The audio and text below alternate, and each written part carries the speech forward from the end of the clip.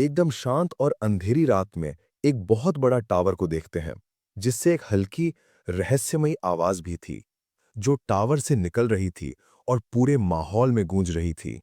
वहां एक और आवाज थी, जो बंधे हुए आदमी को धमका रही थी, ताकि वो दर्द से तड़पते हुए अपना होश न खो दे। तभी, जैसे ही उसे एक दवा का इंजेक्शन दिया गया, वो आदमी दर्द से चीख उठा। देखने वाले के हिसाब से इस बार इस दवा का असर 461 सेकंड तक रहा, जो कि पिछली बार से ज्यादा था। जिसे बांधा गया था, उसे खास प्रयोग का विषय माना जा रहा था। मैजिशियनों ने आपस में परिणामों पर बात की और निरीक्षक के नजरिए से उन्होंने उसकी क्षमता को बढ़ाने के लिए एक नया दवा आजमाने का फैसला किया, क्योंकि दूसरे इंजेक्शन के बाद वो अपने शरीर में माना सर्किट की प्रतिक्रिया को दबा पाया था। ऐसा लग रहा था कि एक काफी महत्वपूर्ण आदमी उस जादुई टावर में दाखिल हुआ, जिसे साम्राज्य का स्ट्रॉन्गेस्ट टावर माना जाता था। इस बीच बंधन में जकड़े उस युवक को ऐसा महसूस होने लगा जैसे वो मर रहा है और उसके शरीर से धीरे धीरे खून बह रहा है। उसने मन ही मन में कड़वाहट से सवाल किया कि किस वजह से वो ऐसी दयनीय स्थिति में आ गया। वो ये सोचता रहा कि अपनी प्रतिभा और बुद्धिमानी के बावजूद उसका ये हाल क्यों हुआ। अचानक एक छोटा सा कीड़ा दीवार पर रेंगता हुआ दिखाई दिया। उस युवक को अचानक एक बार फिर शक्ति का इंजेक्शन दिया गया, जिससे उसे बहुत दर्द हुआ। उसने उनसे गुहार लगाई कि इस पीड़ा को खत्म कर दें, लेकिन उन्होंने उसे नजरअंदाज कर दिया। उसकी चीखों से टावर का मालिक एमजी चिढ़ गया और उसने आदेश दिया कि प्रयोग खत्म होने पर उसे सूचित किया जाए। वो युवक निराशा में यह सवाल करता रहा कि जिस जगह पर जाना उसका सपना था, उसी जगह पर वो क्यों मर रहा है। टावर में अपने चारों ओर के मैजिक को देखकर उसका दिल टूट गया, जिसका उसने कभी सपना देखा था। उसे एक ऐसे आदमी ने मारा पीटा, जिसने उसे बुरी तरह से अपमानित किया और मजाक उड़ाया। उसने बंधे हुए वरदैन को प्रतिभाहीन कहा और उसका मजाक उड़ाया, ये दावा करते हुए कि उसमें बिल्कुल मैजिक नहीं था, जबकि हर कोई उसकी बुद्धिमत्ता की तारीफ किया करता था। उसने घमंड से उसे बताया कि उसकी जिंदगी और ज्ञान एक गुप्त प्रयोगशाला में खत्म किया जा रहा है। उसने वरदैन को उकसाते हुए जोर दिया कि वो उसी अहंकार से बात करे जैसे वो किया करता था। तभी, जब मैजिशियन वरदैन का मजाक उड़ा रहा था, ये दावा करते हुए कि उसकी वर्तमान स्थिति उसे बेहोश होने से रोक रही है, वरदैन छोटे कीड़े को मैजिक सर्कल के आसपास घूमते हुए देख रहा था। मैजिशियन ने ध्यान दिया कि युवक वरदैन उसकी बात बिल्कुल नहीं सुन रहा था और ना ही ध्यान दे रहा था। वरदैन का ध्यान भटकना उसे बहुत परेशान कर गया और उसने गुस्से से पूछा कि वो कहाँ देख रहा है। अचानक उसे एहसास हुआ कि परीक्षण के लिए रखे गए कीड़े बाहर निकल गए थे और हर जगह फैल गए थे। मैजिशियन अपने सहायकों पर भड़क उठा, उनकी असफलता के लिए उन्हें बुरी तरह डांटा और एक चींटी को अपने पैर से कुचल दिया। एक मैजिशियन ने वरदैन का मजाक उड़ाया, ये कहते हुए कि वो बस एक मददगार कीड़ा है, क्योंकि उसमें जादुई प्रतिक्रिया नहीं थी और वो किसी भी तरह के मैजिक से अपने बंधन को तोड़ नहीं सकता था। दूसरे ने कहा कि उसी की वजह से उन्होंने सफलतापूर्वक एक एस क्लास प्रयोग किया और उसके घटक तत्वों की पहचान की। एक बार फिर दुख के साथ वरदैन ने पूछा, ये क्यों हो रहा है। जब वे उसका मजाक उड़ा रहे थे, उन्होंने रोलैंड के प्रति दया व्यक्त की कि वो ऐसे आदमी का दोस्त था। जैसे ही वरदैन ने एक बार फिर सवाल किया कि ये सब उसके साथ क्यों हो रहा है, उसने जमीन पर मरते हुए कीड़े को देखा। उस कठिन क्षण में कुछ समझ आने पर वो कड़वाहट से और दर्द से मुस्कुराया। वरदैन धीमी, गुस्से भरी आवाज में बोलना शुरू किया, जबकि मैजिशियन ने उसका मजाक उड़ाया, पूछते हुए कि वो क्या बुदबुदा रहा है। तभी अचानक वरदैन ने उन पर गुस्से से चिल्लाया और मांग की कि वो चुप रहें। वो दिल से जानता था कि उसके साथ जो कुछ भी हुआ, उसकी वजह उसकी अपनी कमजोरी थी। उसे याद आने लगा कि उसके माता-पिता नहीं थे, जिसके कारण उसे 15 साल तक एक अनाथालय में पाला गया था, जो उसके दुख की शुरुआत थी। और आखिरकार वो एक साधारण कर्मचारी के रूप में मैजिक टावर में आ गया। उसने समझाया कि वो कितनी भी कोशिश कर ले, सीमित विकास के कारण वो एक मैजिशियन नहीं बन सका। जब वो 7 साल का था, तब मैजिशियन मूल्यांकन की परीक्षा में फेल होने पर और प्रतिभा की कमी पाए जाने पर उसे ये फैसला सुनाया गया था, जो उसके लिए एक बड़ा झटका था, जिसका एकमात्र लक्ष्य मैजिशियन बनना था। इसके बावजूद उसने अपने सपने पर डटे रहने का फैसला किया और टावर में गुप्त रूप से काम किया, पुस्तकालय में स्पेल की किताबों से सीखने की कोशिश की। जैसे जैसे साल बीतते गए, उसने बहुत कुछ पढ़ा और अपनी कमजोर मैजिशनी के बावजूद अपनी बुद्धिमत्ता को लेकर उसे विश्वास हो गया। उसे आखिरकार एक प्रतिभाशाली माना गया और अंत में उसे टावर में एक रिसर्चर का पद मिला। हर कोई उसकी बुद्धिमत्ता और योग्यता की तारीफ करता था और उसने खुद अपनी बौद्धिक श्रेष्ठता की सच्चाई खोज ली थी। जब वर्देन ने पहली बार अपना शोध रिसर्चर लॉकेट को दिखाया और ल्यूकट ने उसकी तारीफ की, तो वो खुश हुआ। वर्देन ने ल्यूकट को आश्वासन दिया कि उसने ये शोध किसी और को नहीं दिखाया है। वो खुश था क्योंकि ल्यूकट ने उसकी क्षमताओं को स्वीकार किया और उसे आधिकारिक रिसर्चर बनने की उम्मीद थी, ऐसा उसे लगा था। लेकिन बाद में उसे सदमा लगा जब उसे एहसास हुआ कि ल्यूकट ने उसके रिसर्च को चुरा लिया था और उसे अपना रिसर्च बता रहा था। वर्देन ने टावर के प्रमुख को समझाने की बहुत कोशिश की कि वो चुराया गया शोध उसी का था। उसने समझाया कि कैसे जमा करने से एक दिन पहले उसका शोध गायब हो गया था और कैसे ल्यूकट ने उस पर दावा किया था। टावर के प्रमुख ने अपना आश्चर्य व्यक्त किया, पूछते हुए कि क्या मल्टी डिमेंशनल कॉन्टिन्यूटी थियरी के पीछे सचमुच वर्दैन ही था। उसने टावर मास्टर से गुजारिश की कि वो उसे खुद अपनी बात समझाने का मौका दे। टावर मास्टर इस बात से हैरान था कि साधारण रिसर्चर में इतनी प्रतिभा हो सकती है। वर्देन को बाद में उस दिन टावर प्रमुख के पास जाने का अफसोस हुआ, खासकर तब जब टावर मास्टर ने उसे सख्ती से आदेश दिया कि वो 2 दिन बाद जब चांद छिपा हो तो उसकी प्रयोगशाला में आए।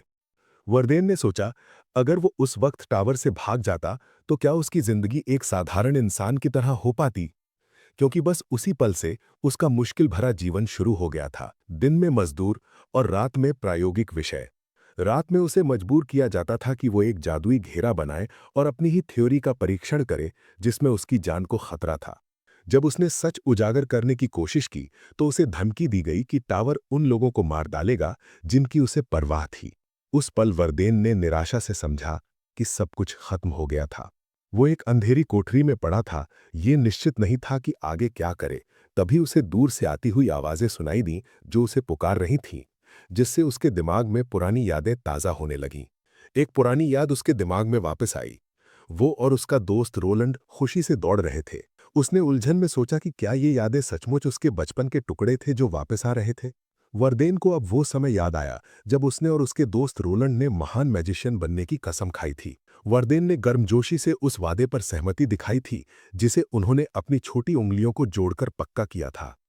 उसने पछतावे से सोचा कि अगर उसकी विकास क्षमता थोड़ी सी भी बेहतर होती तो शायद चीजें अलग होतीं। वर्देन अपनी यादों में मुस्कुराया, ये सोचते हुए कि अगर हालात अलग होते तो क्या वो कुछ अलग कर सकता था। लेकिन उसकी मुस्कुराहट गायब हो गई जब वो वर्तमान में वापस आया और चुपचाप खुद से मान लिया कि सब खत्म हो गया था। अब उसने निराशा की भावना से खुद में पुष्टि की कि वास्तव में सब खत्म हो चुका था। उस अंधेरी कोठरी में वर्दैन के चारों ओर एक अजीब सी आवाज गूंज रही थी। वही आवाज जो उसे हमेशा प्रयोगों के दौरान सुनाई देती थी, जिससे उसे ऐसा महसूस हुआ कि अब उसमें विरोध करने की ताकत नहीं बची है। अचानक उसने एक अजीब सी आवाज सुनी जो उसे कह रही थी कि अभी सब खत्म नहीं हुआ है।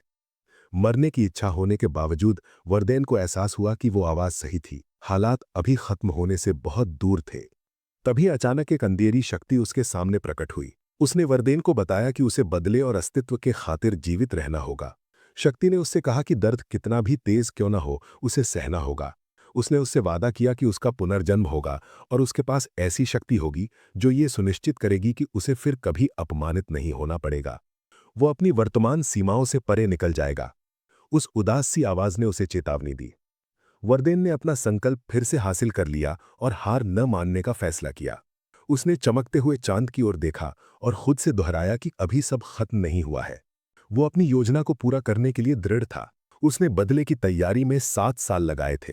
अब बस एक और चीज थी जिसका उसे पता लगाना था। वर्देन ने अपने किस्मत को चुनौती देने और अपने शरीर का पुनर्निर्माण करने के लिए अपनी थियरी को फिर से बनाने का निर्णय लिया। ये समझने के बाद कि अकेली बुद्धिमत्ता जबरदस्त शक्ति का सामना करने के लिए पर्याप्त नहीं थी, उसने उसे the theory of defying heaven नाम दिया और इसकी आधिकारिक तौर पर शुरुआत की घोषणा की। उसने इस पर सब कुछ दांव पर लगा दिया, ये पुष्टि करते हुए कि कर तक वो अपनी सीमाओं को पार कर लेगा। परिणाम चाहे जो हो, वो पूरी तरह से खुद को अपने कंफर्ट जोन से आगे धकेलने के लिए तैयार था। उसने फैसला किया कि अगर अपनी थियरी को पूरा करने और अपने शरीर का पुनर्निर्माण करने की यही कीमत थी, तो वो मौत को भी स्वीकार कर लेगा। उसे एहसास हुआ कि अब बस अपनी थियरी की सफलता को अभ्यास के माध्यम से साबित करना बाकी था। उसने एक प्राचीन आर्टिफैक्ट का उपयोग करने का निर्णय लिया जो उसे सिर्फ एक बार मैजिक का उपयोग करने की अनुमति देगी। वो किसी भी कीमत पर अपनी आज़ादी वापस पाने के लिए दृढ़ था, भले ही इसका मतलब ये हो कि प्रयोग के दौरान उसका शरीर बर्बाद हो जाए। अगले दिन की शाम वो लंबी रात गुजर गई और अपनी योजना को अंजाम देने का दिन आखिरकार शुरू हुआ। एक अपमानजनक आवाज के साथ कोठरी का दरवाजा खुला, जिसने उसे एल्केमी लैब की सफाई का आदेश दिया। वरदेन के सामने खड़े एक दूसरे मजिशियन ने उसका मजाक उड़ाया और उसे आराम ना करने की चेतावनी दी, क्योंकि त्योहार आने वाला था। उसने गुस्से से उसके चेहरे पर चिल्लाकर जवाब मांगा। वरदेन ने शांति से और धीमी आवाज में जवाब दिया, फिर चुपचाप वहां से चला गया। वो अकेले लैब की सफाई के लिए गया। वरदेन हैरानी से मुड़ा जब उसने एक आवाज सुनी जो पूछ रही थी कि क्या वो अकेले सफाई कर रहा है। अचानक रोलैंड उसके सामने मुस्कुराती हुई खड़ी थी। वरदेन ने उससे पूछा कि वो क्यों आई, और उसने जवाब दिया कि वो अपने जाने से पहले अलविदा कहने आई थी। वरदेन को याद आया कि रोलैंड विरेंटी के जादुई शहर में स्कूल जा रही थी, जो केवल प्रतिभाशाली व्यक्तियों के लिए खुला था। उसने शांति से उसे बधाई दी और शुभकामनाएं दी। अपनी स्पष्ट झिझक के बावजूद रोलैंड ने अपना हाथ आगे बढ़ाया और उसे बताया कि उसका ऑफर अभी भी चालू है। वो उसके साथ विरेंटी जा सकता था। उसने वरदेन को समझाने की कोशिश की कि नई जगह उसके लिए बेहतर मौके खोलेगी, लेकिन वो शांत और झिझकता रहा। रोलैंड को शर्मिंदगी महसूस हुई और उसने अपनी गुजारिश को सही ठहराने की कोशिश करते हुए कहा कि वो बस किसी से बात करना चाहती थी। लेकिन वरदेन ने नरमी से माफी मांगी और उसे बताया कि वो जहां है वहीं रहेगा। जाने के बाद रोलैंड निराश और उसके चुनाव से हताश दिखी। उसने उसे बताया कि वो उसे पत्र भेजेगी। वरदेन को उसे जाते हुए देखकर दुख हुआ, मन ही मन सोचते हुए कि उसे कोई अंदाजा नहीं था कि वो किस दौर से गुजर रहा था। उसने कड़वाहट से सोचा कि वो उस पीड़ा के बारे में कुछ नहीं जानती थी जिसे वो सह रहा था। इन सब के बावजूद उसे इस बात की राहत थी कि वो उसकी योजना में शामिल नहीं होगी। कम से कम इस बात के लिए तो वो शुक्रगुजार था।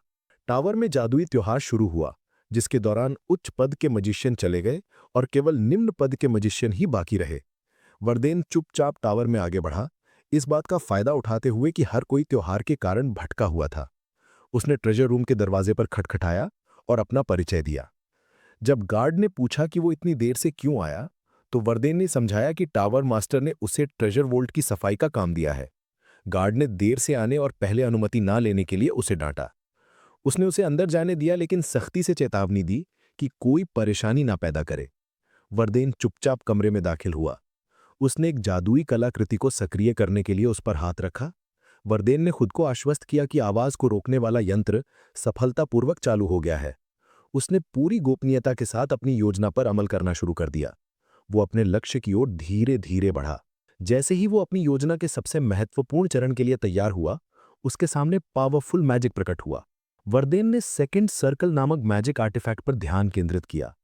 ये एक अनोखी छड़ी थी जो धारण करने वाले की छिपी हुई क्षमताओं को अस्थायी तौर पर जागृत करती थी और एक मजिशियन को एक साथ 3 स्पेल यूज करने में सक्षम बनाती थी। इसकी कीमत बहुत ज्यादा थी। वरदेन को एहसास हुआ कि अपनी योजना को अंजाम देने के लिए इस छड़ी को हासिल करना जरूरी है, और ऐसा करने के लिए उसे इसकी रक्षा कर रहे मैजिक सर्कल को निष्क्रिय करना होगा। वो सुरक्षात्मक घेरा 7वें स्तर का था, जिसे टावर मास्टर ने खुद डिजाइन किया, जिससे चीजें और भी जटिल हो गईं। मैं पिछले 7 सालों से उसी जादुई घेरे को नष्ट करने का तरीका पढ़ रहा हूं, वरदेन ने याद किया। टावर मास्टर को उस पर बहुत गर्व था। अपनी पूरी ताकत और दृढ़ निश्चय के साथ उसने सफलतापूर्वक खुद को उस जादुई घेरे को नष्ट कर दिया। इसी बीच टावर के ऊर्जा स्रोत की निगरानी करने वाले कुछ मजिशियन काम करने के अपने बुरे भाग्य पर दुख जता रहे थे, जबकि कुछ लोग त्योहार का आनंद ले रहे थे। उनमें से एक शिकायत कर रहा था कि अगर चयन कौशल के आधार पर हुआ होता तो उसे चुना जाता, ना कि वो यहां फंसा रहता। अचानक वरदेन अंदर आया, लेकिन उन्होंने तुरंत उसे और ज्यादा शराब लाने का आदेश दिया। मजिशियन टावर के मास्टर का पद हासिल करना कितना मुश्किल था, इस बारे में आपस में बातें कर रहे थे और पूरे सिस्टम का मजाक उड़ा रहे थे। मजाक में ही उसने दूसरे को मुफ्त में शराब पिलाने की पेशकश की, अगर वो कभी टावर के मास्टर के पद पर पहुंच गया तो। दूसरे ने इसे सीरियसली लिया और वादा किया कि जब वो टावर का मास्टर बनेगा तो उसे ये वादा याद दिलाएगा। अचानक सेकंड सर्कल की छड़ी उनके सामने वरदेन के हाथ में दिखाई दी, जिससे वो बहुत हैरान रह गए। तभी उसने उनमें से एक का गला काट दिया। पूरी तरह से शॉक में दूसरे मजिशियन ने पूछा कि वरदेन क्या कर रहा था। वरदेन हाथ में छड़ी लिए तीव्र दृढ़ निश्चय के साथ उसकी ओर बढ़ा, जिससे वो मजिशियन भयभीत और उलझन में पड़ गया। मजिशियन ने शौक में चिल्लाकर पूछा कि क्या वरदेन पागल हो गया है, लेकिन वरदेन ने स्वीकार किया कि ऐसी प्रतिक्रियाओं की उम्मीद थी। मजिशियन गुस्से से भड़क उठा, वरदेन पर सिर्फ एक कमजोर होने का आरोप लगाया, जो एक असली मजिशियन पर हमला करने की हिम्मत कर रहा था। उसने वरदेन को टाइडल वेव के प्रभाव को सहने की चुनौती दी, जो एक शक्तिशाली तीसरे स्तर का मैजिक था। स्पेल की शक्ति के बावजूद वरदेन शांत रहा, खुद से दोहराता रहा, तीसरे स्तर का मैजिक। वरदेन ने तुरंत अर्थ स्पीयर नामक एक काउंटर स्पेल से जवाब दिया। मैजिशियन के हमले को आसानी से तोड़ते हुए देखकर वो मैजिशियन सदमे और अविश्वास में रह गया। उसे कभी उम्मीद नहीं थी कि वरदेन वास्तव में मैजिक का इस्तेमाल करेगा। असहनीय दर्द में चीखते हुए वह जमीन पर गिर गया। घायल मैजिशियन ने हैरानी से पूछा कि वरदेन, जिसे हमेशा पहले स्तर का दर्जा दिया गया था, इतना शक्तिशाली मैजिक कैसे इस्तेमाल कर सकता है। वरदेन ने व्यंग से जवाब दिया, उसके सदमे पर हैरानी जताते हुए, जैसे उसकी तरह कोई कभी मैजिक का इस्तेमाल नहीं कर सकता। फिर एक भयानक शांति के साथ वरदेन ने जोड़ा कि यही होता है जब लोगों को बहुत कम आंका जाता है, जिसका इशारा मैजिशियन और पूरे टावर के दोनों की ओर था। वरदेन फिर टावर के जादुई ऊर्जा स्रोत को करीब से देखने के लिए एक कदम आगे बढ़ा। पहली बार वो ऊर्जा स्रोत के सामने रुका, जो एक विशाल मैजिकल हार्ट जैसा दिखाई दे रहा था, जो एक शक्तिशाली और जटिल मैजिकल सर्कल से जुड़ा हुआ था। वरदेन मैजिक पावर सोर्स के सामने खड़ा था, पूरे 7 सालों से तैयार की गई अपनी योजना को अंजाम देने के लिए तैयार था। उसने खुद से कहा कि अगर वो इस ऊर्जा का उपयोग करने में विफल रहा, तो उसे कोई अंदाजा नहीं है कि उसका क्या होगा। उसके पीछे रहस्यमय चमकते मैजिक सर्कल प्रकट हुए, जो उस स्पेल को यूजे की तैयारी कर रहे थे, जो आकाश के नियमों को चुनौती देगा। वरदेन ने फैसला किया कि अगर उसने अब कोशिश नहीं की, तो वो अपने प्रयासों का परिणाम कभी नहीं जान पाएगा। उसने जमीन में जादुई छड़ी को घुसाते ही एक जबरदस्त शक्ति जारी की। ऊर्जा से चमकता हुआ एक विशाल मैजिक सर्कल उसे घेर लिया, जबकि वो दृढ़ता से उसके केंद्र में खड़ा था। उसने अत्यधिक फोर्स के साथ बॉडी रिकंस्ट्रक्शन का स्पेल यूज किया। वरदेन ने पूरी आवाज में चिल्लाया, डिफाइंग हेवन, और तभी ऊर्जा उसके चारों ओर विंसक रूप से फैलने लगा। मैजिक टावर के टॉप से एक तेज रोशनी दिखाई दिया, जो ऊर्जा विस्फोट के कारण स्पष्ट रूप से दिखाई दे रहा था। विस्फोट की शक्ति आकाश की ओर पहुंची, जिससे दूर से दिखाई देने वाली रोशनी की एक बहुत बड़ी बीम भेजी गई। पास की एक रथ में कुछ यात्रियों ने विशाल विस्फोट देखा, जिसने आकाश को रोशन कर दिया, और टावर मास्टर को स्पष्ट रूप से एहसास हुआ कि यह असीम ऊर्जा उनके अपने पावर सोर्स से आ रही थी। टावर मास्टर क्रोधित हो गया और उसने घोषणा की कि विस्फोट की जगह पर उसके जादुई टावर में कोई घुस गया है। इमारतें गिरने लगीं और विनाश दूर दूर तक फैल गया। वरदेन मलबे के नीचे से मुश्किल से बाहर निकला। दर्द में खांसते हुए वरदेन ने जादुई छड़ी को कसकर पकड़ा और अपना हाथ जांचा। अपने घावों और स्पष्ट कमजोरी के बावजूद उसने देखा कि उसकी शक्ति टूट गई थी और छड़ी गायब हो गई थी, लेकिन उसे यह भी एहसास हुआ कि वो अभी भी जीवित था, जिसका मतलब था कि उसका प्रयोग सफल रहा था। वरदेन ने कांपते हुए आवाज में पुष्टि की कि उसका प्रयोग वास्तव में सफल रहा था। अचानक उसने कुछ अजीब महसूस किया और अपनी ओर तेज ऊर्जा को आते देखा। वो जल्दी से मैजिक सर्कल से घिर गया, जिसका मतलब था कि कोई हमला कर रहा था। टावर मास्टर खुद उसके सामने प्रकट हुआ, गुस्से से भरा हुआ और जादुई शक्ति से लबालब। वरदेन ने सोचा कि क्या टावर मास्टर को उसके आदमियों के साथ क्या हुआ उसका पता चल गया था। टावर मास्टर ने अपना हाथ आगे बढ़ाया और वरदेन पर एक विनाशकारी मैजिकल अटैक किया। जादुई हमले से हुए विशाल विस्फोट के परिणाम स्वरूप दूर दूर तक विनाश हुआ। जब धूल बैठ गई तो टावर मास्टर ने दृश्य को देखा। हैरानी में उसने एक जादुई टेलीपोर्टेशन घेरा खोजा और एहसास किया कि वरदेन ने टावर से भागने के लिए उसका उपयोग किया था। टावर मास्टर का गुस्सा पहले से ज्यादा बढ़ रहा था। उसने कभी नहीं सोचा था कि कोई उसके टावर से छेड़खानी करने की हिम्मत करेगा। उसने कसम खाई कि वो इस हमले के दोषी को ढूंढ निकालेगा और उसे मार डालेगा, चाहे वो कोई भी हो। टावर मास्टर ने क्रोध में चिल्लाया, यहां तक कि वो सम्राट हो या सिर्फ एक बच्चा, बदले का वादा करते हुए उस व्यक्ति को ढूंढ निकालेगा और मार डालेगा। टावर मास्टर ने हवा में एक धमकी भरी चीख निकाली, शपथ ली कि दोषी कहीं भी हो पर सजा से नहीं बचेगा। साफ आसमान और शांत माहौल एक पूरी तरह से अलग जगह का संकेत दे रहा था। वरदेन को बहुत नींद आ रही थी और वो चल नहीं पा रहा था, बस जैसा था वैसा ही रहना चाहता था। अचानक वरदेन को पास में पानी के बहने की आवाज सुनाई दी। जैसे ही उसने पानी देखा, वो हैरानी से उछल पड़ा। वरदेन ने उलझन में सोचा कि वो कहाँ है। ये एहसास होते ही कि उसे तो भागना चाहिए था। पानी में देखते हुए वरदेन यह देखकर हैरान रह गया कि उसका रूप कितना बदल गया था। वो अचंभित था, सोच रहा था कि अचानक वो इस तरह क्यों बदल गया। उसने ध्यान दिया कि उसके भूरे बाल हल्के भूरे हो गए थे और उसकी काली आंखें एक साफ नीली हो गई थीं। वरदेन ने डरते हुए सवाल किया कि क्या वो एक पूरी तरह से अलग इंसान बन गया था। हालांकि उसे विश्वास था कि प्रयोग सफल गया था। उसे चीजें याद आने लगी, अपने प्रयोग की सफलता, आकाश के नियमों की उसकी अवहेलना और टेलीपोर्टेशन घेरे का उपयोग करके टावर मास्टर से उसका तेज बचाव। वरदैन ने खुद को आश्वस्त किया कि उसने टावर मास्टर से भागने के लिए मैजिक का उपयोग किया था और इस अजीब जगह पर आ पहुंचा था।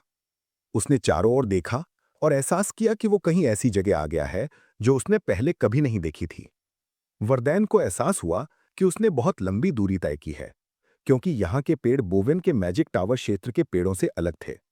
ये समझते ही कि वो सफलतापूर्वक महाद्वीप के लगभग आधे रास्ते तक टेलीपोर्ट हो गया था, वो खुशी से मुस्कुराया। वरदैन को बेहद खुशी महसूस हुई और वो आज़ादी में चिल्लाया, ये जानते हुए कि वो टावर से भाग गया है। उसने खुद को आश्वस्त किया और व्यंग्य से सोचा कि अब टावर मास्टर को कैसा महसूस हो रहा होगा, क्योंकि उसने मैजिक टावर को पूरा डिस्ट्रॉय कर दिया था और उसमें जो मैजिक सर्कल का यूज हुआ था उसे भी पहचान नहीं पाएगा और ना ही ये पता लगा पाएगा कि ये कौन कर सकता है। वरदैन को एहसास हुआ कि टावर को नष्ट करना उसके टावर मास्टर के प्रभाव को खत्म करने के लिए पर्याप्त नहीं होगा, क्योंकि मास्टर को सब कुछ करने में सक्षम व्यक्ति के रूप में जाना जाता था। हालांकि उसने मान लिया कि फिलहाल ये काफी है और वो टावर के फिर से बनने के दौरान अपना बदला लेने के लिए खुद को मजबूत करने के लिए इस समय का उपयोग करेगा। वरदान ने अपने बदले को पूरा करने और एक सच्चे मजिशियन के रूप में अपने नाम को अमर बनाने के लिए टावर मास्टर ने जो कुछ भी बनाया था उसे नष्ट करने का संकल्प लिया। उसने खुद से पुष्टि की कि उसका एकमात्र लक्ष्य यह है कि बदला लेना है और खुद को साबित करना है। वरदैन ने समझा कि उसे एक लंबे समय के लिए मैजिक के टावर को अलविदा कहना होगा। पास के एक जंगल में एक गॉब्लिन कुल्हाड़ी से लकड़ी काट रहा था। वरदैन ने गॉब्लिन पर तेजी से वार करने के लिए विंड कटर स्पेल का उपयोग किया। वरदैन के अटैक से गॉब्लिन मर गया। वरदैन को महसूस हुआ कि मैजिक का उपयोग करना पहले से बहुत अलग नहीं था। ये देखते हुए कि उसके वर्तमान रूप ने उसकी जादुई क्षमता को नहीं बदला था, उसने एक बार फिर सोचा कि क्या उसका नया बॉडी रिकंस्ट्रक्शन करने में कोई गड़बड़ी हुई थी। उसे अपनी स्थिति की कठिनाई समझ में आई। गॉब्लिनों की उपस्थिति का मतलब था कि वो सबसे नजदीकी गांव से बहुत दूर था। वरदैन ने सड़क पर पहियों के निशान देखे और सोचने लगा कि यहाँ क्या हुआ होगा। उसने एक बक्सा देखा जो सड़क पर छोड़ दिया गया था और मान लिया कि उसके मालिकों ने उसे जल्दी में छोड़ दिया होगा। वरदैन ने बक्से के मालिक का पता लगाने के लिए मैना डिटेक्शन स्पेल का उपयोग किया। उसने बक्से से मैना के निशान का पीछा किया जो दूर से आ रही एक तेज हवास के स्रोत की ओर बढ़ रहा था। एक आदमी तेज रफ्तार से एक बग्घी चलाता हुआ दिखाई दिया जो अपने घोड़ों को तेज दौड़ने के लिए चिल्ला रहा था। आदमी ने डर में सोचा कि उसके लिए चीजें इस तरह कैसे हो गईं और अपनी परिस्थितियों से क्रोधित और हताश था। उसे याद आया कि जंगल से गुजरते समय वो डाकुओं के एक समूह के सामने आया था जिन्हें कथित तौर पर मार दिया गया था। हाल ही में आदमी ने डाकुओं से बातचीत करने की कोशिश की, ये दावा करते हुए कि उसके बैरन बात के साथ संबंध है, लेकिन ये काम नहीं आया। उसके सभी मर्सिनरीज अपनी जान के डर से भाग गए। असली समस्या तब शुरू हुई जब अचानक एक अजीब मुस्कान वाला एक भयानक ऑर्क उसके सामने दिखाई दिया। आदमी को थोड़ी राहत महसूस हुई जब ऑर्क ने डाकुओं पर हमला करना शुरू कर दिया। इसके बजाय कि वो उसे भागने दे, वो अभी भी चिंतित था कि ऑर्क उसका पीछा कर रहा होगा, इसलिए उसने बग्घी को और भी तेज चलाया। पीछा किए जाने के डर से वो घोड़ों को और तेजी से चलने के लिए चिल्लाना शुरू कर दिया। अचानक अत्यधिक गति के कारण बग्घी पलट गई और आदमी हिंसात्मक रूप से जमीन पर गिर पड़ा। वो बग्घी से गिरने के बाद अपनी पीठ को पकड़कर दर्द से कराहा। जैसे ही उसने खड़ा होने की कोशिश की, उसे अचानक अपने चारों ओर कुछ अजीब सा महसूस हुआ। वो चारों ओर देखने के लिए मुड़ा, लेकिन वो बड़ी संख्या में गॉब्लिनों और ऑक्स से घिरा हुआ था। आदमी ने निराशा में एहसास किया कि वो पास आते मॉन्स्टर्स के कारण मरने वाला था। मॉन्स्टर ने हमला करने के लिए तेज गति से उसकी ओर दौड़ लगाई। आदमी ने निराशा में सोचा कि अब सब खत्म हो गया है, लेकिन अचानक उसके चारों ओर ऊंची धरती की दीवारें उड़ गई। दीवार के ऊपर खड़ा वरदैन राक्षसों से उस आदमी की रक्षा करते हुए स्वीकार किया कि वो हवा के लिए जगह छोड़ना भूल गया था। राक्षस वरदैन की ओर मुड़े, गुस्से से हमला करने की तैयारी कर रहे थे। वरदैन ने राक्षसों का सामना करने और इलाके की सफाई करने का फैसला किया, इससे पहले कि आदमी अंदर घुटकर मर जाए।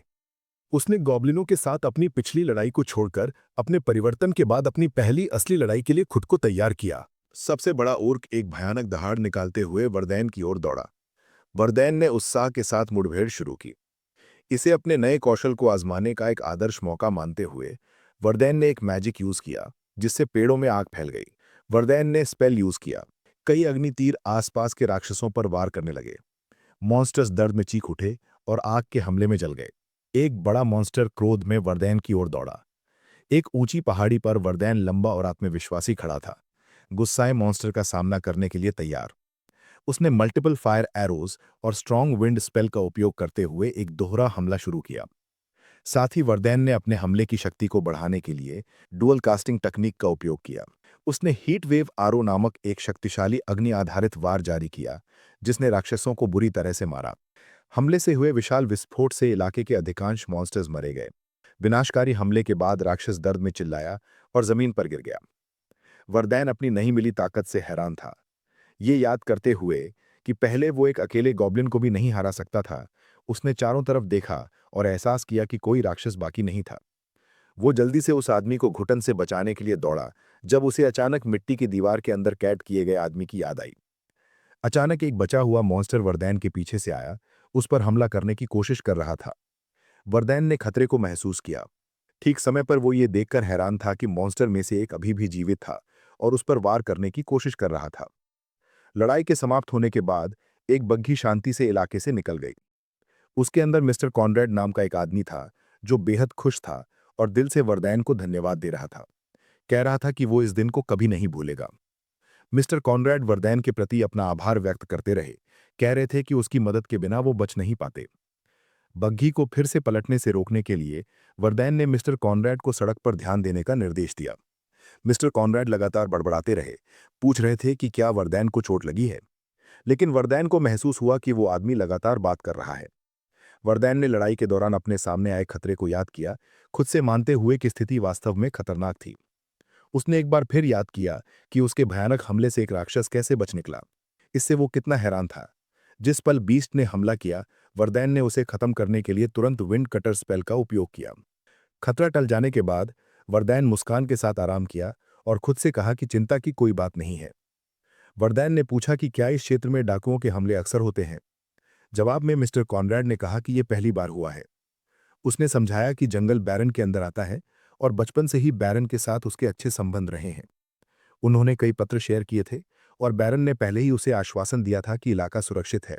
डाकुओं को नष्ट होने के बाद वरदैन बग्घी में बैठा और सोचा कि उसने कम लागत वाले भाड़े के सैनिकों का उपयोग किया था, उस तरह के लोग जिनसे वो आमतौर पर अपनी यात्रा की घटनाओं के कारण दूर रहता था।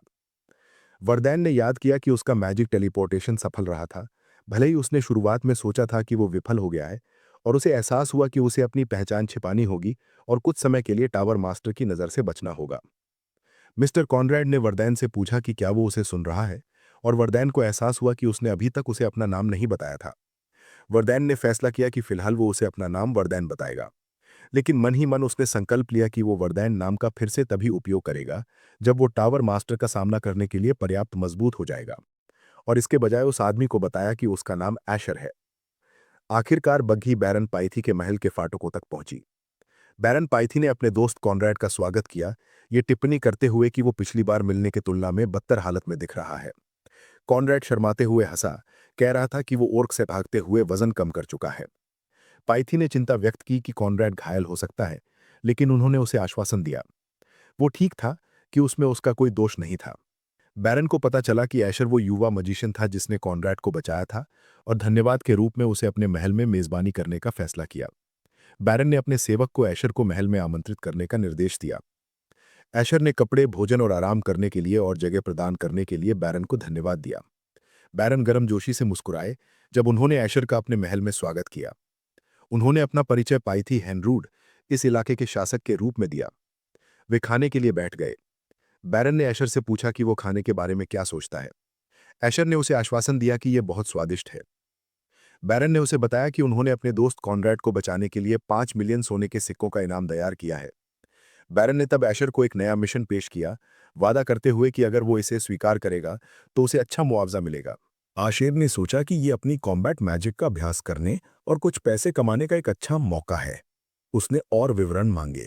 बैरन ने समझाना शुरू किया कि कुछ दिन पहले दक्षिणी जंगल में एक घटना हुई थी, जहां एक पास के गांव के लोगों के लटकते शव मिले थे, जो पूरी तरह से नष्ट हो गया था। बैरन ने कहा कि वो एब्सोल्यूट नामक एक महत्वपूर्ण व्यक्ति के जाने से पहले मामले को सुलझाना चाहता है। आशेर को लगा कि वो उसे मिली मेजबानी के बदले में इतना कर सकता है। आशेर ने इस संभावना पर चर्चा की कि डाकुओं में एक मजिशियन हो सकता है, और बैरन से पूछा कि मिशन कब शुरू होगा। बैरन ने आत्मविश्वासी मुस्कान के साथ आशेर के सवाल का जवाब दिया। उसने उसे बताया कि मिशन 4 दिन में शुरू होगा, और 4 दिन बाद इनोक नाम के एक नाइट, मिशन के कमांडर, ने अपना परिचय आशेर को दिया और समझाया कि वो बैरन के अधीन सेवा करता है। आशेर को टीम के अन्य सदस्यों से परिचय कराया गया, जिसमें हैरिस नाम का एक युवक भी शामिल था, जिसने उत्साहपूर्वक उसका अभिवादन किया। आशेर ने कहा कि वो टीम से मिलकर खुश है और अपना परिचय दिया। आशेर ने हैरानी में मन ही मन सोचा कि ये स्थिति अजीब है। उसने उम्मीद नहीं की थी कि किसी की मदद करने से डाकुओं से जुड़ा एक खतरनाक मिशन मिल जाएगा। आशेर ने कैप्टन इनॉक से पूछा कि क्या यहाँ इकट्ठे हुए सभी लोग टीम का हिस्सा हैं, और इनॉक ने जवाब दिया कि वे अजीब और देखे जाने की अफवाहों से आकर्षित एडवेंचरस लोगों का एक समूह थे। इनॉक के अनुसार गोल्ड क्लास के साहसी लोगों के लिए भी इस मिशन में शामिल होने का मुख्य आकर्षण बड़ा इनाम था। वर्दीन ने एडवेंचरस लोगों का अवलोकन किया, खुद से ध्यान दिया कि गोल्ड क्लास के साहसी लोग अपनी आंतरिक ऊर्जा और उन्नत हथियारों के उपयोग के कारण लड़ाई की ताकत में नियमित नाइटों को टक्कर दे सकते थे। भले ही मिशन टीम 3 रातों के दौरान जंगल में सावधानी से आगे बढ़ी, वर्देन की उपस्थिति महत्वपूर्ण थी। अगर डाकुओं के कमांडर के पास मेज होता। इनॉक ने वर्देन, जिसे अब आशेर के रूप में जाना जाता था, को पुष्टि की कि अगर डाकुओं के बीच एक मजिशियन होता तो वे उससे भिड़ने के लिए उस पर निर्भर रहेंगे। इनॉक ने आशेर को समझाया कि अगर मेज लंबे दूरी के हमले जारी रखता है तो नाइट को भी आगे बढ़ना मुश्किल होगा। उसने जोड़ा कि उसे उम्मीद है कि उनमें कोई मेज नहीं होगा, जिस पर वर्देन ने शांति से मुस्कुराते हुए कहा, यह दुर्भाग्यपूर्ण होगा। आशेर और वर्देन से भ्रमित मत होना, क्योंकि दोनों ही नाम हमारे एमसी का है। टीम अचानक रुक गई जब आशेर ने आगे एक जादुई घेरा देखा। आशेर ने एक कदम आगे बढ़ाया और डिस्पेल मंत्र से घेरे की मैजिक को नष्ट कर दिया। पिछले भ्रम वाले घेरे के हटते ही हवा में एक विशाल जादुई घेरा स्पष्ट रूप से दिखाई देने लगा। इस क्षेत्र में इतने बड़े जादुई गठन को देखकर हर कोई हैरान था। आशेर ने समझाया कि पहला घेरा इल्यूजन था और ये एक वार्निंग था। उसमें सभी को पीछे हटने के लिए कहा, जबकि वो निष्क्रिय करने की प्रक्रिया पूरी करे। आशेर ने पूरी ताकत से स्पेल पूरा किया और सफलतापूर्वक पूरे घेरे को निष्क्रिय कर दिया। आशेर की ताकत से आश्चर्यचकित नाइटों और एडवेंचरर्स ने सवाल किया कि वो एक जादुई घेरे को इतनी आसानी से कैसे नष्ट कर सकता है। इनॉक को महसूस हुआ कि आशेर को कम से कम दूसरे दर्जे का मजिशियन होना चाहिए। वर्देन खुद से सोचने लगा कि एडवेंचरर होने का क्या मतलब है। एक व्यक्ति जो मॉन्स्टर्स को हराने या अज्ञात की खोज के अनुरोध पर पूरे महाद्वीप में घूमता है, वो एक एडवेंचरर होता है जिसे लगातार मौत का सामना करने के बावजूद सम्मानित किया जाता था, क्योंकि प्रसिद्धि और धन आवश्यक स्किल वालों के पीछे आते थे।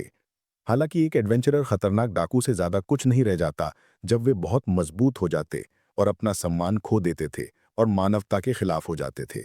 कुछ डाकू अपनी खराब स्थिति और भोजन की कमी के बारे में बड़बड़ा रहे थे। बढ़ती हताशा महसूस करते हुए उनमें से एक ने गुस्से से अपने आदमियों पर भोजन ढूंढने के लिए चिल्लाया। नाइट की टीम ने तुरंत डाकुओं की ओर सावधानी से पहुंच बनाई और उनमें से एक ने इनॉक से पूछा कि उसे क्या करना चाहिए।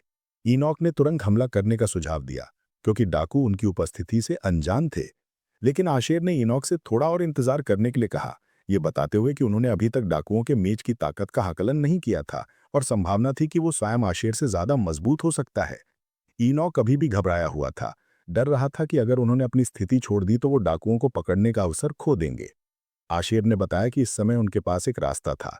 डाकू सरदार ने अपने आदमियों से बात की, अपने साथियों के नुकसान और एक स्पष्ट योजना की कमी पर हताशा व्यक्त की। इतने सारे आदमियों को खो देने की निराशा में उसने एडवेंचरर से डाकू बनने के अपने परिवर्तन को याद किया। पैसों की तलाश में सरदार ने एक और गांव पर हमला करने का प्रस्ताव दिया, लेकिन उसके आदमियों में से एक ने उसे चेतावनी दी कि बैरन पहले भी लटकते शवों से नाराज हो चुका है।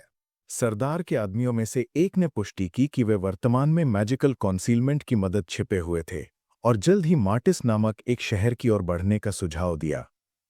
सरदार ने अंततः पड़ोसी गांवों पर हमला करने का फैसला किया, लेकिन अचानक हमला शुरू हुआ और डाकू चौंक गए और उलझन में थे, क्योंकि आग उनके चारों ओर फैल गई। एक विशाल अप्रत्याशित विस्फोट ने इलाके को आग और धुएं से भर दिया। डाकू हैरान थे कि विस्फोट प्राकृतिक नहीं था, ये मैजिक था। जब उन्होंने पाया कि वे इनोक के नेतृत्व में नाइट द्वारा बिछाए गए जाल में चले गए थे, तो वे डर से चीख उठे। डाकुओं ने तेजी से खुद का बचाव करने की कोशिश की, लेकिन वे लोग स्ट्रॉन्ग डायरेक्ट अटैक से हिट हुए। मेजर बेल्सन अचानक हुए हमले में बुरी तरह से घायल हो गया और जमीन पर गिर गया। बहुत ज्यादा ब्लीडिंग हो रहा था। बेल्सन का नाम चिल्लाते हुए डाकू का लीडर उसकी मदद करने की कोशिश में उसकी ओर दौड़ा। उसे जल्दी एहसास हो गया कि बेल्सन ने जो माना बैरियर उपयोग किया था वो टूट गई थी, जिसके कारण गंभीर चोट लगी थी। दुश्मन की ताकत का मूल्यांकन करने के बाद इनोक ने घोषणा की कि स्थिति अब पूरी तरह से आशेर के नियंत्रण में थी और मिशन का बाकी हिस्सा उसी पर छोड़ दिया। डाकू सरदार ने गुस्से से चिल्लाया। बैरन का स्पष्ट इरादा उन्हें मारना था, खासकर एक मेज को काम पर रखने के बाद। सरदार ने इनोक को जोरदार चुनौती दी और अपनी तलवार के साथ उस पर हमला किया।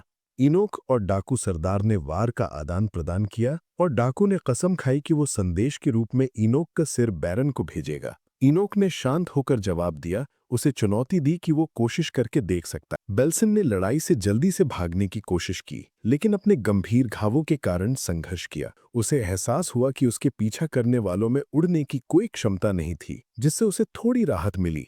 लेकिन आशेर ने मल्टीपल आइस एरोज स्पेल का उपयोग करते हुए एक तेज हमले से उसे चुनौती दी। बेल्सन ने अपनी पूरी ताकत से लड़ने का फैसला किया, ये सवाल करने के बाद कि क्या आशेर केवल उसे धीमा करने की कोशिश कर रहा था। वर्दायन ने स्पेल के साथ शक्तिशाली रूप से जवाब दिया। आइस हमले का मुकाबला करने के लिए मल्टीपल फ्लेम एरोज, आग और बर्फ का स्पेल पूरी फोर्स के साथ टकराए, जिससे इलाके में एक विशाल विस्फोट हुआ। जैसे ही धुआं और धूल छट गई, जमीन का पता चला जो हमले से झुलस गई थी और क्षतिग्रस्त हो गई थी। बेल्सन ने आशेर से कहा कि उसने गलत अपोनेंट को चुना है, लेकिन वो मुश्किल से खड़ा था, थका हुआ था।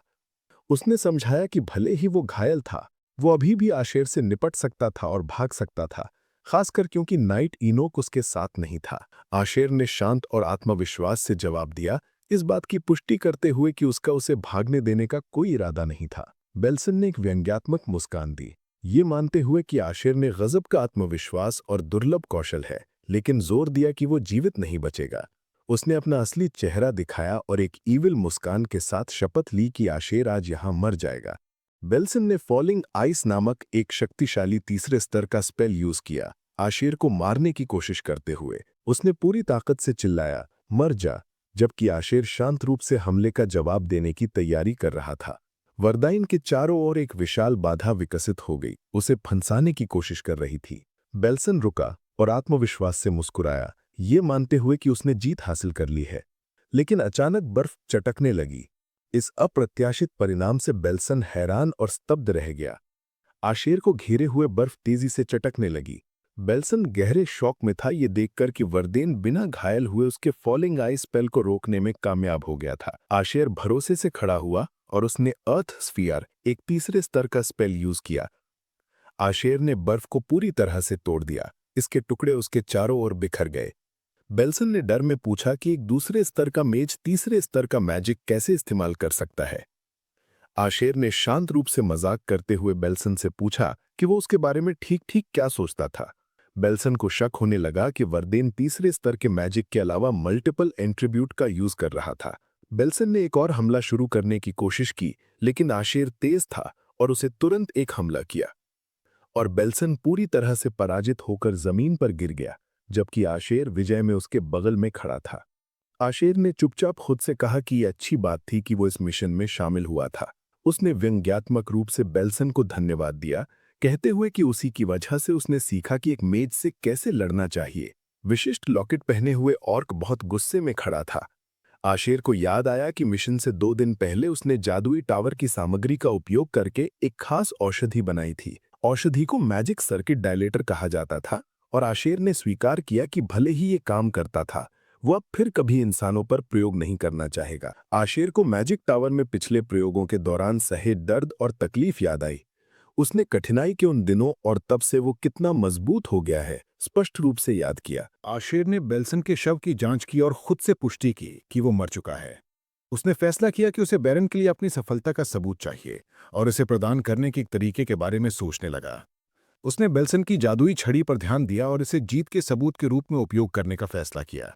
आशेर ने अप्रेजल स्पेल का उपयोग करके छड़ी की जांच की और पाया कि उसमें एक जादुई पत्थर था जो स्पेल यूज की गति और आइस मैजिक की शक्ति को बढ़ाता था। हैरिस वर्देन की दिशा में दौड़ा। उसे सुरक्षित देखकर खुश, आशेर ने देरी के लिए माफी मांगी, कहते हुए कि डाकू उसकी उम्मीद से ज्यादा मजबूत थे। आशेर ने हैरिस से पूछा कि क्या दूसरे डाकू हरा दिए गए हैं, और हैरिस ने जवाब दिया कि कमांडर एनॉक इसे संभाल रहा था और जल्द ही खत्म कर देगा। वापस लौटने से पहले आशेर ने हैरिस से एक सवाल पूछने की अनुमति मांगी। उसने सोचा कि डाकुओं द्वारा छोड़ी गई चीजों का क्या हुआ। हैरिस ने उत्साहपूर्वक जवाब दिया कि बैरन ने कहा था कि आशेर जो भी लूट चाहता है ले सकता है, जब तक कि कोई गंभीर आपत्ति न हो। आशेर को बैरन की मुस्कान याद आई और बेल्सन की छड़ी रखने का फैसला किया। जब टीम वापस लौटी तो सबने वर्दीन को धन्यवाद दिया, ये कहते हुए कि उसके बिना नुकसान कहीं ज्यादा बुरा होता। जब डाकुओं को पता चला कि उनका मेज बेल्सन मर गया है तो वे सदमे और घबराहट से भर गए। डाकू सरदार को एहसास हुआ कि स्थिति बेहद गंभीर हो गई है। उसे क्रोध और निराशा में बैरन के सामने खींचकर ले जाए जाने और मार दिए जाने का डर था। डाकू सरदार ने फैसला किया कि उसके पास खोने के लिए कुछ नहीं बचा है और एक भयंकर हमला किया। उसने ताकत के साथ अपना हताश हमला शुरू किया ताकि नाइट के गठन को तोड़ पाए। वह क्रोध में समाया हुआ नाइट पर चिल्लाया कि उसके रास्ते से हट जाओ। ये महसूस करते हुए कि मेज बेल्सन के बिना वो आसानी से घेराबंदी को नहीं तोड़ सकता था, उसने एक अंतिम योजना का सहारा लेने का फैसला किया। उसका विचार था कि एक नाइट को मारकर घोड़े पर भाग जाए। एक सीधे और भयंकर द्वंद्व युद्ध में सरदार और नाइट एनॉक आपस में टकराए, लेकिन लड़ाई के दौरान अचानक सरदार ने कुछ अजीब महसूस किया। उसका हथियार अप्रत्याशित रूप से उसके हाथ से गिर गया। वो हैरान था कि उसकी तलवार उसके बिना एहसास किए गिर गई थी। उसे समझ नहीं आया कि क्या हुआ और वो जमीन पर गिरने लगा। जब तक उसे कुछ समझ आता, वो पूरी तरह से पराजित होकर गिर पड़ा। हर कोई हैरान था जब नाइट दौड़कर आया और सरदार को पूरी तरह से पकड़ लिया। एनॉक शांत रूप से पास आया, सरदार का मजाक उड़ाते हुए कहा कि इस तरह की स्थिति में सम्मान की जरूरत नहीं है। एनॉक ने कहा कि सम्मान मौत के समय समाप्त हो जाता है और फिर कोल्टली डाकू सरदार को मार डाला। एनॉक ने जो किया उस पर संक्षेप में पछतावा दिखाया, ये मानते हुए कि एक अशोभनीय कार्य था। उसने आशेर से कहा कि अगर उसके पास और समय होता तो उसे पछतावा होता। उसने सरदार का सामना ठीक से करना पसंद किया होता, लेकिन आशेर ने उसे आश्वासन दिया कि उसका प्रदर्शन प्रभावशाली रहा था। आशेर ने इनॉक से पूछा कि कुछ डाकुओं को जीवित क्यों रखा गया था, और इनॉक ने जवाब दिया कि कुछ सैनिकों ने उनके चेहरों को पहचाना था। उसने जोड़ा कि वे हमला किए गए गांव के जीवित बचे हुए लोग हो सकते हैं और महल में जांच की जाएगी। उन्होंने नाइट में से एक को कैदियों को इलाके में वापस लाने के लिए कहा। नाइट ने बंधे हुए डाकुओं के साथ कठोर व्यवहार किया, उन्हें सीधे खड़े होने का आदेश दिया। डाकुओं में से एक ने भागने की कोशिश की, चिल्लाते हुए कहा कि वो इस तरह खींचकर ले जाया जाना और मारा जाना नहीं चाहता। एक नाइट भागते हुए डाकू का पीछा करने के लिए आगे बढ़ा, कहते हुए कि वो इसे संभाल लेगा और जल्द ही वापस आ जाएगा। लेकिन आशेर ने कुछ अजीब महसूस किया और नाइट से एक पल रुकने के लिए कहा। नाइट ने अचानक अपने चारों ओर एक अजीब सी बेचैनी और खतरे का भावना महसूस की। उसे इलाके में खून की गंध आने लगी, जिससे गंध के स्रोत के बारे में उसे बड़ी चिंता हुई। अचानक नाइट के सिर से कुछ टकराया। जब ध्यान से देखा तो डाकू का सिर उसके सामने गिरा हुआ था, जो ठंड से जमा हुआ था, जिससे वो मौजूद सभी हैरान हो गए। हर किसी ने हैरानी से ऊपर देखा, सोचते हुए कि उन्होंने जो देखा वो एक ओर्क था या कुछ और ज्यादा खतरनाक। आशेर ने स्थिति का निरीक्षण करना शुरू किया और कहा कि ऐसा लगता है कि एडवेंचरर उस बीस्ट को खत्म नहीं कर पाए थे। जब एक बड़ी कुल्हाड़ी वाला एक विशाल ओर्क सामने आया तो हर किसी ने सोचना शुरू किया कि क्या वाकई में ये एक साधारण ओर्क था। आशेर को महसूस हुआ कि बात सिर्फ इस ओर्क की नहीं थी, आसपास दर्जनों डेमी ह्यूमन थे। हर किसी ने डर के साथ एहसास किया कि यह विशाल ओर्क डेमी ह्यूमन के एक समूह का सरदार था। ओर्क बहुत बड़ा था, एक भयानक चेहरा और एक जोकर जैसी मुस्कान जो औसत ओर्क से कहीं ज्यादा बड़ा था। विशाल ओर्क उनकी ओर बढ़ा और यह स्पष्ट था कि यह बहुत मजबूत स्तर तक विकसित हो गया था। ओर्क ने आदेश देना शुरू किया। गॉब्लिन और अन्य ओर्क एक समूह ने एक साथ आगे बढ़ते हुए दौड़े। कमांडर इनॉक ने चिल्लाकर कहा कि सभी रक्षात्मक स्थिति लें और सबसे पहले गॉब्लिनों को खत्म करने पर ध्यान केंद्रित करें। विशाल ओर्क ने एक पूर्ण पैमाने पर हमला शुरू किया। नाइट इनोक को एक शक्तिशाली झटका दिया। इनोक को लगे वार के शुद्ध प्रभाव से वो जमीन पर गिर गया। ओर्क ने गिरे हुए इनोक को मारने की कोशिश की। हैरिस और एक दूसरे नाइट ने तेजी से हस्तक्षेप किया, मुश्किल से ओर्क के हमले को रोकने में कामयाब रहे। नाइट और विशाल ओर्क ने एक खूनी लड़ाई शुरू कर दी। उनकी ताकत से इलाके पर स्पष्ट रूप से निशान पड़ रहे थे। इनोक अपना संतुलन वापस पाने में कामयाब रहा और ताकत के साथ विशाल ओर्क पर पलटवार किया। उसने ओर्क को एक शक्तिशाली झटका दिया जो सीधा लगा। ओर्क इनोक के वार की ताकत से थोड़ा पीछे हटा, लेकिन फिर ओर्क खतरा पैदा करने वाली मुस्कान देने लगा, जैसे कि वो घाव से गंभीर रूप से प्रभावित नहीं हुआ था। अचानक ओर्क ने इलाके में एक गॉब्लिन को पकड़ा और उसे खाना शुरू कर दिया। ये भयानक था। ओर्क को गॉब्लिन खाते देखकर हर कोई सदमे और भय से जमे खड़े थे। ओर्क ने अपने मुंह से एक हड्डी निकाली और उसे एक तरफ फेंक दिया। अपना भोजन पूरा करने के बाद वो फिर से खड़ा हुआ, अजीब तरीके से अपनी ताकत वापस हासिल करता हुआ लग रहा था। इनोक ने व्यंग्यात्मक और कड़वाहट से टिप्पणी की कि गॉब्लिन खाने के बाद ओर्क ने अपने ही तरह के एक को खाकर खुद को ठीक कर लिया था और अब सुरक्षित रूप से वापस लौटना असंभव था। कमांडर इनोक ने सभी को गंभीर लड़ाई के लिए तैयार रहने के लिए चिल्लाना शुरू कर दिया, जबकि विशाल ओर्क ने एक भयानक मुस्कान के साथ अपनी कुल्हाड़ी उठाई, वार करने के लिए तैयार था। ओर्क ने अकल्पनीय ताकत और गति के साथ दौड़ते हुए अपनी विशाल कुल्हाड़ी को जबरदस्त फोर्स के साथ फेंका। नाइटों में से एक डर और सदमे से ग्रसित हो गया जब उसने कुल्हाड़ी को तेज गति से अपनी ओर उड़ते हुए देखा। जब ओर्क की कुल्हाड़ी नाइट की तलवार से हिंसक रूप से टकराई तो हर कोई हैरान रह गया, जिससे वो पीछे हटा और हथियार में दरार आ गई। नाइट हैरान और अविश्वासी था क्योंकि तलवार अत्यधिक दबाव में टूटने लगी थी। ब्लेड पूरी तरह से टूट गया। टुकड़े हैरान नाइट के चेहरे के ठीक सामने हवा में उड़ गए। उड़ते हुए टुकड़ों ने नाइट के शरीर में घुसे, जिससे गंभीर चोटें लगीं। नाइट बेहोश होने से पहले चिल्लाया और बेहोश हो गया। बुरी तरह से घायल पेरिक घबराहट में चिल्लाया, अपने साथी का नाम हैरिस पुकारते हुए उसके साथ क्या हुआ ये देखने के बाद। इस बीच विशाल ओर्क ने तेज गति से पीछे से हैरिस पर घात लगाने की कोशिश की, लेकिन इनोक ने उसे तुरंत चेतावनी दी।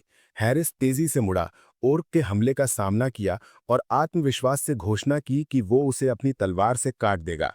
पेरिक पूरी तरह से हैरान था ये देखकर कि उसकी तलवार ओर्क की मांसपेशियों में फंस गई। उसे प्रभावी ढंग से काटने में असमर्थ, उसने अविश्वास में पूछा कि उसकी तलवार बिना किसी दिखाई देने वाले नुकसान के ओर्क के शरीर में कैसे फंस गई। पेरिक ने ओर्क की मांसपेशियों से अपनी तलवार निकालने के लिए संघर्ष किया, लेकिन विफल रहा और खतरनाक स्थिति में घबराने लगा। अचानक आशेर बीच में आया और ओर्क को पेरिक से दूर ढकेलने के लिए अर्थ शैटर स्पेल का उपयोग किया।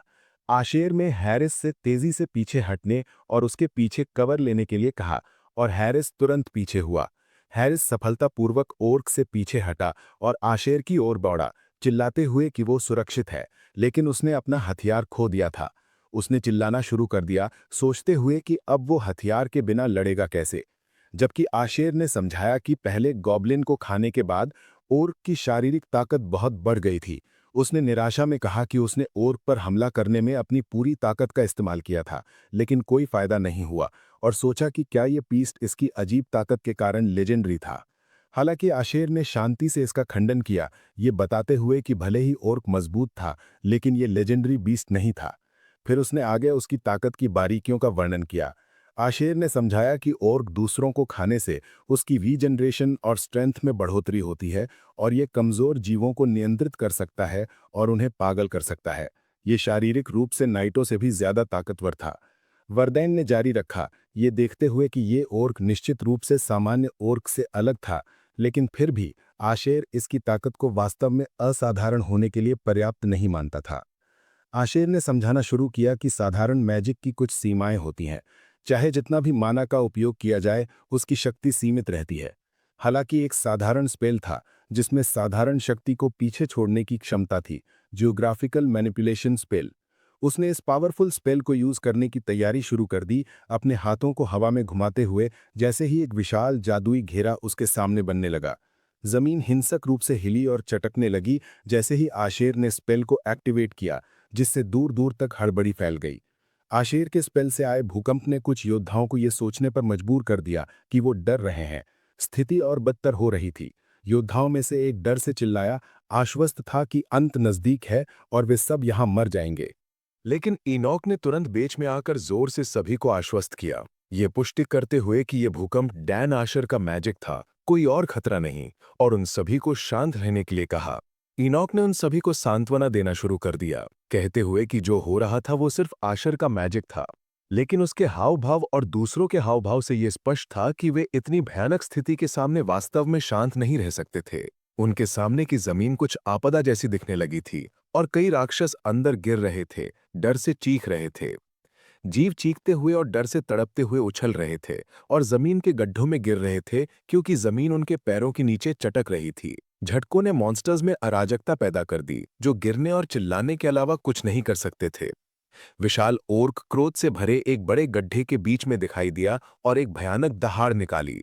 उस पल आशिर ने फायरबॉल, एक और शक्तिशाली तीसरे स्तर का स्पेल, का उपयोग किया ताकि इलाके में तेजी से आग लग जाए।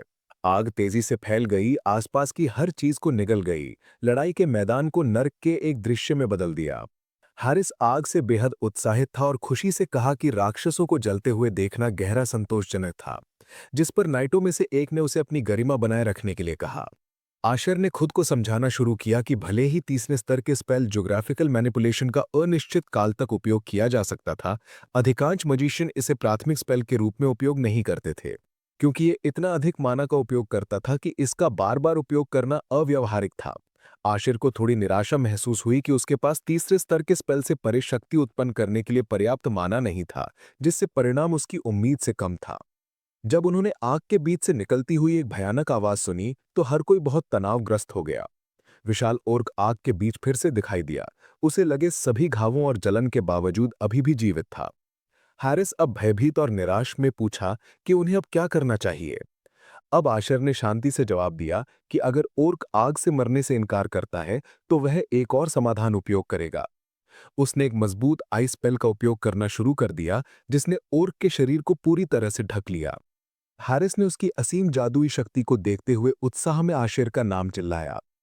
आशिर ने ओर्क को पूरी तरह से जमाने के लिए एक साथ 2 स्पेल्स, मल्टीपल आइस एरोज और विंटर स्टॉर्म का उपयोग किया।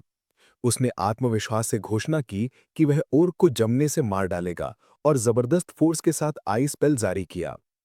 आशिर ने dual cast piercing frost arrows तकनीक का उपयोग किया, ओर्क के शरीर और इलाके के अन्य मॉन्स्टर्स को तेजी से जमा दिया। लेकिन विशाल ओर्क ने आसानी से हार नहीं मानी और फिर से चलना शुरू कर दिया। भले ही उसका शरीर लगभग पूरी तरह से जम गया था, ओर्क क्रोध में वर्देन की ओर दौड़ा। अपनी हालत के बावजूद वह स्पष्ट रूप से हमला करने के लिए दृढ़ संकल्पित था। भले ही यह ओर्क अनिश्चित काल तक रीजेनरेट कर सकता था और दर्द महसूस नहीं करता था, आशिर ने शांत रूप से सोचा, वह उसकी गति को पूरी तरह से रोक देगा। उसने एक और शक्तिशाली स्पेल डालना शुरू किया। एक गंभीर और केंद्रित लड़ाई मुद्रा लेते हुए उसने ग्लेशियल ऑर्ब स्पेल डाला, जिसने सीधे ओर्क पर वार किया और उसे पूरी तरह से जमाना शुरू कर दिया। ओर्क बर्फ मंत्र की शक्ति से अपनी जगह पर जम गया, जो उसके शरीर में रिस गई, उसे हिलने से पूरी तरह से रोक दिया। आशिर विजयी खड़ा हुआ, शांत रूप से लड़ाई के अंत की घोषणा की। अपने मिशन के सफल पूरा होने के बाद कहीं और विरंती का प्रसिद्ध मैजिक शहर दिखाई दिया, अपनी मनमोहक सुंदरता में चमकता हुआ। शहर में 2 आदमी बैठे और बातचीत कर रहे थे। एक ने दूसरे से पूछा कि क्या उसने ताज़ा खबर सुनी है। दूसरे ने पुष्टि की कि उसने सुना था कि जादुई टावर को पहली बार पूरी तरह से बंद कर दिया गया है और उसके ऊर्जा स्रोत पर एक विस्फोट हुआ है, और वह सोचता है कि क्या ये रिपोर्ट सच थी। जैसे ही उन्होंने बोहेमियन मैजिक टावर की स्थिति पर चर्चा की, मेजेस के एक समूह ने समझाया कि बाकी बचे अधिकांश मेज गायब हो गए थे, जिससे टावर पूरी तरह से बंद हो गया था। उनकी बातचीत से यह स्पष्ट था कि उन्हें उस फील्ड मिशन पर भेजा जाना उनके लिए बेहद मुश्किल था। उनमें से एक ने कहा कि उसे सभ्यता की कोई सी भावना महसूस किए बहुत समय हो गया था, जबकि दूसरे ने टावर को हुए नुकसान की सीमा पर टिप्पणी की, कहते हुए कि यह एक साधारण ऊर्जा कोर विस्फोट का एकमात्र कारण होने के लिए बहुत अधिक था। इसी समय एक पास के स्थान पर 2 आदमी घटनाओं के बारे में बातचीत कर रहे थे। जनता उनमें से एक के अनुसार सोचती थी कि जो हुआ था वह दैवी पनिशमेंट था, जबकि अन्य सोचते थे कि यह मानव निर्मित आपदा थी। वक्ता ने खुशी व्यक्त की कि वह अपने शोध सिद्धांत को साबित करने में कामयाब रहे थे। फिर उसने जोर से सोचा कि क्या उन्हें जादुई टावर से कोई संदेश मिला था जब वे अपने फील्ड वर्क में व्यस्त थे। अचानक लंबे चौंगे पहने हुए मेज में से एक वह चलना बंद कर दिया। जब आदमी ने कहा कि किसी ने जानबूझकर बोहेमियन मैजिक टावर को बंद करने की योजना बनाई होगी, तब सफेद बालों वाला एक आदमी बीच में आया, एक धीमी और आत्मविश्वासी आवाज में बोलते हुए समझाते हुए कि बोहेमियन टावर खुद से बंद नहीं हो सकता था। उसने जोड़ा कि उसने जो सुना उसके अनुसार टावर गुप्त प्रयोग कर रहा था और शायद यही कारण था कि उस पर हमला किया गया था। लेकिन इससे पहले कि आदमी अपनी व्याख्या पूरी कर पाता, मेज में से एक ने उसे कठोरता से रोका, उसे जोर से पकड़ लिया और उसके हाथ में रखे हुए कप को फेंक दिया, जिससे वो दर्द में चिल्ला उठा। मैजिशियन ने आदमी को कसकर पकड़ा और मांग की कि वो अभी जो कहा उसे दोहराए। इससे सफेद बालों वाला आदमी हैरान और डर गया, जिसने डर में पूछा कि वो अचानक उसके प्रति इतना आक्रामक अजीब व्यवहार क्यों कर रहा है। फिर लाल बालों वाला एक और व्यक्ति को देखते हैं, जो थोड़ा दूर खड़ा था और एक शांत आवाज में पूछ रहा था कि बोहेमियन मैजिक टावर को क्या हुआ है। उसने फिर से जोर से और तेज आवाज में पूछा। उसके चेहरे पर सदमा और उलझन दिखाई दे रही थी, बोहेमियन मैजिक टावर के सटीक जानकारी को जानने की मांग करते हुए। फिर सीन बदलता है। सब्जुकेशन स्क्वाड की सुरक्षित वापसी का जश्न मनाते हुए हर कोई खुशी से झूम रहा था। जश्न में अपने प्यानों को टक्कर दे रहे थे। डाकुओं का सब्जुकेशन पूरा होने के बाद वे सभी बैरन के क्षेत्र में वापस लौट आए। लॉर्ड बैरन ने जश्न में एक दावत आयोजित की। बैरन अभी अपनी विशेष सुरक्षा के साथ दावत में पहुंचा। जैसे ही उसने हर किसी की तारीफ की कि उन्होंने बहुत अच्छा काम किया और यह एक चमत्कार है कि कोई नहीं मारा गया, फिर खुद से कहा कि उसने आशिया को नहीं देखा है। अपने चेहरे पर एक मुस्कान के साथ खुशी से हंसते हुए वह कहता है कि वो वहां है, सीधे आशीर की ओर देखते हुए। आशीर जो भी अंदर आया था। बैरन को देखते ही वो सीधा बैरन के पास गया और पूछा कि क्या उसे देर हो गई है। बैरन मुस्कुराते हुए आशीर को गले लगाकर जवाब देता है, नहीं, तुम ठीक समय पर आए हो, लो तुम भी शराब ले लो। आशीर ने उनका शुक्रिया अदा किया और साथ ही बैरन से पूछा, वैसे मुझे उम्मीद नहीं थी कि साधारण सैनिकों को भी दावत में बुलाया जाएगा। बैरन ने जवाब दिया, उन्होंने इलाके की रक्षा के लिए कदम बढ़ाया, हैसियत क्या मायने रखती है। उसने पूछा और आगे कहा, इस बारे में बात करते हुए जिन डाकुओं को तुमने हराया, क्या वे महज डाकुओं के लिए असामान्य रूप से मजबूत नहीं थे। आशिर ने पुष्टि करते हुए जवाब दिया कि वे उन डाकुओं से काफी अलग थे जिन्हें मैं जानता था। आशिर अब पहले मिले डाकू को याद करते हुए कहता है, कौशल के उस स्तर के साथ वे डाकूगिरी के बजाय अन्य काम करके आराम से रह सकते थे। बैरन ने आशिर से कहा कि वो सही है और ये चीजों को समझाने में मदद कर सकता है, जैसा कि वो डाकुओं पर जानकारी रखने वाले स्क्रोल की ओर इशारा कर रहा था। जांच के अनुसार वे वांटेड अपराधी थे। वे मूल रूप से गोल्ड रैंक के एडवेंचरर थे, लेकिन लगभग 1 या 2 साल पहले उनमें से एक ने एक साथी को मार दिया और भाग गया। उसके बाद उनके ठिकाने अज्ञात हो गए, लेकिन ऐसा लगता है कि उन्होंने एक डाकू समूह बनाया और यहाँ पहुंचे। गोल्ड रैंक एडवेंचरर रैंक में चौथा सबसे ऊंचा है, जो केवल कई उपलब्धियों के बाद ही प्राप्त किया जा सकता है। अब आशिर मन ही मन सोचता है, कोई आश्चर्य नहीं कि उन पर 10 मिलियन का इनाम था, इसलिए लॉर्ड इतना खुश दिख रहे थे। अगर मेरे बिना सब्जुकेशन किया जाता तो नुकसान गंभीर हो सकता था। ठीक तभी उसने देखा कि लॉर्ड बैरन कैसे एक बड़ी मुस्कान और नम आंखों से उसे घूर रहे हैं। बैरन की आंखें कृतज्ञता से देखते हुए आशिर पर टिकी हुई थीं। बैरन ने जोरदार आवाज में आशिर से कहा, तुम ना सिर्फ डाकुओं को खत्म किया बल्कि गिरे हुए एडवेंचरर की जगह डेमी ह्यूमन से भी निपटा। एडवेंचरर गिलगे भी अपना धन्यवाद भेजा है। तुम इस इलाके का गर्व हो। लॉर्ड कृपया अपना संयम बनाए रखें, बैरन के मुख्य गार्ड ने एक शांत आवाज में कहा। आशिर ने धीमी आवाज में जवाब दिया, मैंने बस वही किया जो मुझे करना चाहिए था। वो खुद से सोचता है कि शायद बैरन ने बहुत ज्यादा शराब पी ली है। उसके चेहरे पर एक मुस्कान थी। लॉर्ड बैरन खुद से कहते हैं, लगता है शराब मुझ पर चढ़ रही है। वो आशिर से कहते हैं, तुम्हारी वजह से हमने डाकुओं द्वारा ले जाए गए ग्रामीणों को बचाया और पीड़ितों को उचित अंतिम संस्कार दिया। जैसे ही उसके बगल में खड़े हर किसी ने सम्मान में अपने सीने पर दाहिना हाथ रखा, ठीक वैसे ही उसने सभी को आशिर बैरन के क्षेत्र को बचाने वाले मैच के लिए अपने प्याले उठाने का निर्देश दिया। सभी ने अपने प्याले उठाए और जीत की जयकार लगाई। जो दावत हुई वो मैजिक टावर के माहौल से काफी अलग थी। एक दावत जिसका आनंद हैसियत की चिंता के बिना लिया गया, जहां हर कोई एकजुटता में जश्न मना रहा था।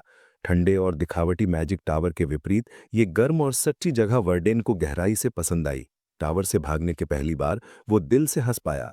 इस दौरान किसी को अभी तक उस उथल-पुथल का एहसास नहीं हुआ था जो जल्द ही बोहेमियन टावर के गिरने से आने वाली थी। मन ही मन सोचते हुए, क्या टावर पूरी तरह से ठीक है? बेशक ये ठीक है, अफवाहें बढ़ा चढ़ाकर बताई गई होंगी। ठीक तभी पीछे से किसी ने उसे लेडी रोलन कह के पुकारा, पूछते हुए कि क्या वो अभी विरेंती से वापस लौटी है। उसने तुरंत जवाब दिया, हाँ, मैंने सुना था कि ऊर्जा स्रोत नियंत्रण से बाहर हो गया और इलाके को तबाह कर दिया, लेकिन यह उम्मीद से बेहतर दिख रहा है। क्या राहत है? आदमी ने नरमी से जवाब दिया, खैर, इमारतों को जल्दी से फिर से बनाया जा सकता है। अपने चेहरे पर मुस्कान के साथ उसने उससे वर्देन के बारे में पूछा। वो जवाब देता है, हो वर्देन, वहां, एक साइन बोर्ड की ओर इशारा करते हुए जहां हम लोगों को इकट्ठा होते देख सकते हैं। बोर्ड पर यह जादुई टावर के ढहने के बाद सभी लापता व्यक्तियों की सूची और नाम दिखाता है। रोलन अपनी आंखों में आश्चर्य के साथ बोर्ड के सामने खड़ी थी। बोर्ड पर लोगों को देखते हुए अवाक, मन ही मन सोचती है, असंभव, ये नहीं हो सकता। जैसे ही वो बोर्ड पर वरदेन की तस्वीर और नाम देखती है, लापता व्यक्ति संख्या 3। वरदेन बिजली के कमरे में ड्यूटी पर रहते हुए गायब हो गया। जादुई ऊर्जा के संपर्क में आने का अनुमान है। शरीर बरामद नहीं हुआ। वो खुद से पूछती है, ये क्या है?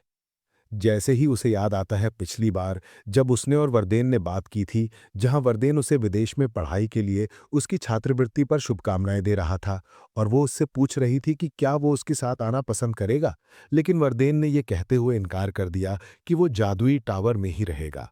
वो सवाल करती है कि क्या ये आखिरी बार था जब वो एक दूसरे को देखेंगे। उसके चेहरे पर हाथ थे, जैसा कि वो जोर से रोती है। खुद से कहती है कि वो वरदेन को ऐसे ही नहीं खोना चाहती थी और वो परिवार और एक प्रिय दोस्त जैसा था। वो एक तेज आवाज के साथ चिल्लाती है, नहीं, जबकि उसके चारों ओर से भारी आभा निकलती है। पीछे से एक आवाज कहती है, बस करो। जैसे ही वो उसे शांत करने की कोशिश करते हुए उसके सिर पर हाथ रखता है, कहता है, दूसरों पर गुस्सा होने से कुछ नहीं बदलेगा। वो अपना सिर ऊपर उठाती है जैसे ही वो उसका नाम पुकारती है, सर वाल्डेक। अपने चेहरे पर आंसुओं के साथ उसने अपना सिर नीचे कर लिया।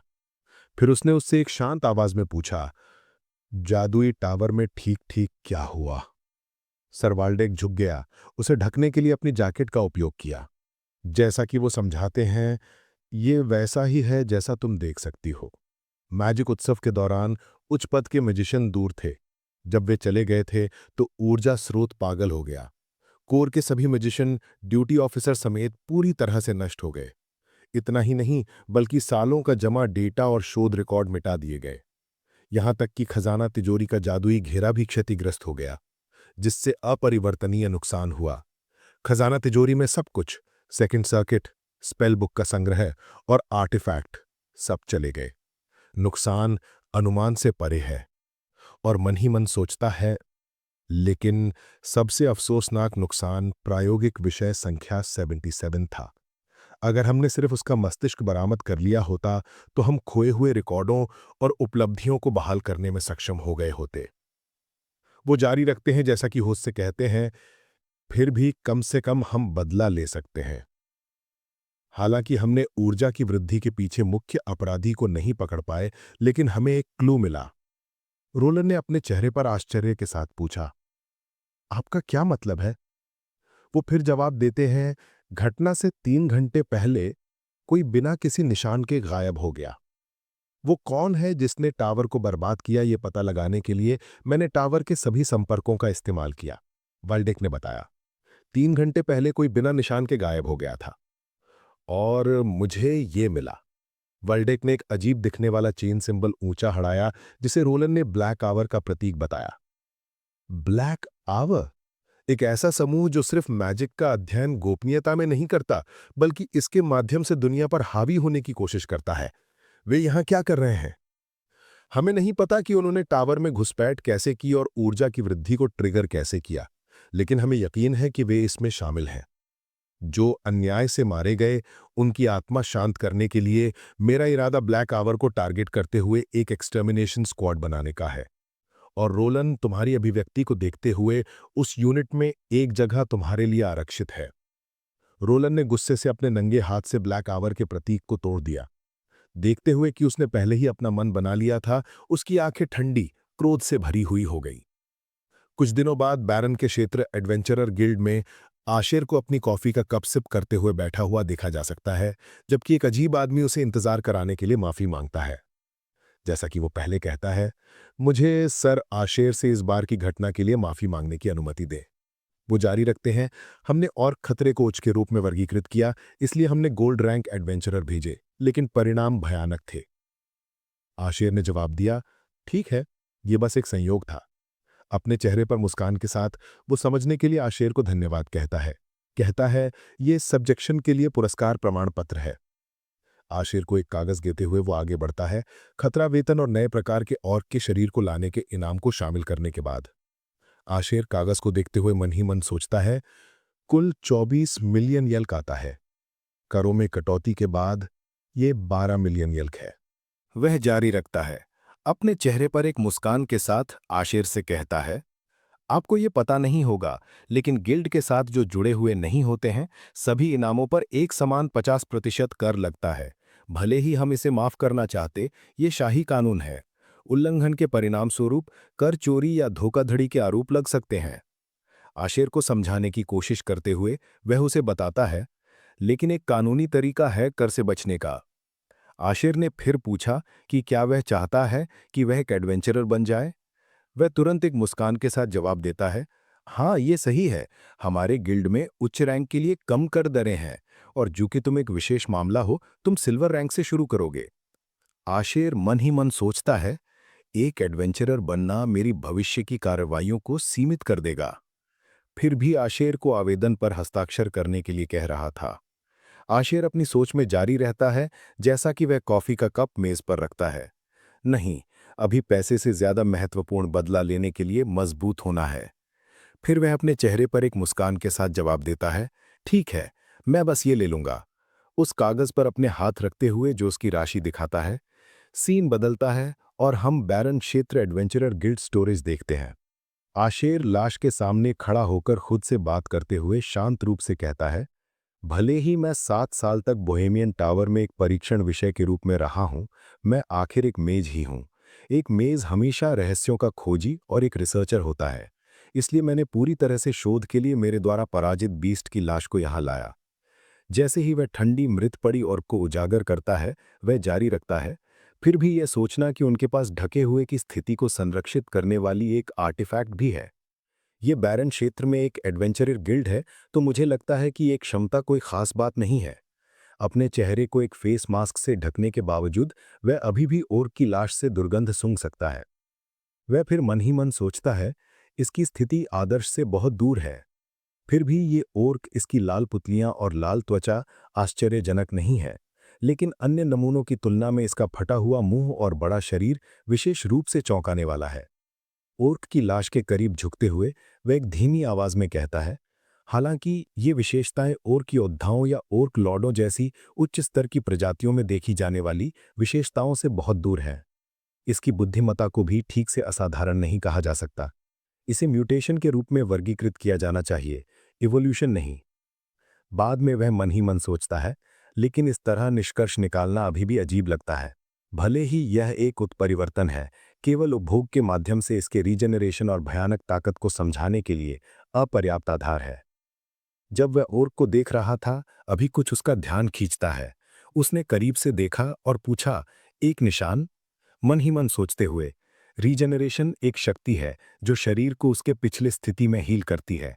इस ओर्क की रीजनरेशन शक्ति जले हुए शरीर और यहां तक कि फटे हुए मांस को हील करने के लिए काफी मजबूत थी। फिर भी यह एक इस छोटे घाव को ठीक नहीं कर सका और एक निशान छोड़ गया। वह ओर्क के करीब झुका, निशान पर अपना हाथ रखते हुए सोचता है, तो इसने यह निशान मिलने के बाद ही अपनी रीजनरेशन क्षमताएं हासिल की होंगी। यह एक चिरा का निशान है। एक डेमी ह्यूमन के जन्म के बाद शक्तियां प्राप्त करने का एकमात्र तरीका अब तक विकास है। अगर ऐसा है, तो सबसे संभावित निष्कर्ष ये है कि किसी ने आर्टिफिशियल रूप से इस वेरिएंट को बनाया है। उसने अपना सिर अपने सर पर रखा, जैसा कि उसने निष्कर्ष निकाला कि वह सबसे बुरा मामला होगा। ठीक उसके बाद वेरेडीन को बैरन के टॉप गार्ड से बात करते हुए देखा जा सकता है, कहते हुए कि उन्हें उसे छोड़ने के लिए इतनी दूर नहीं आना चाहिए था। हैरिस हंसता है, जैसा कि वह वेरेडीन से कहता है, बिल्कुल नहीं, तुम मेरे जान के रक्षक हो, तो यह कम से कम मैं कर सकता हूं। आशेर जवाब देता है, अगर कुछ भी है तो मुझे लगता है कि मुझे आपसे बहुत कुछ पहले ही मिल चुका है। रिंग ऑफ सर्कुलेशन, बीस्ट हाइड रोप, माना इंक्रीज, माइनर माना रिकवरी स्पीड इंक्रीज, माइनर। ठीक वैसे ही इनो कहता है, कृपया सहज महसूस ना करें, यह सही इनाम है जिसके तुम सर आशेर हकदार हो। हैरिस अपनी बात पर सिर हिलाता है।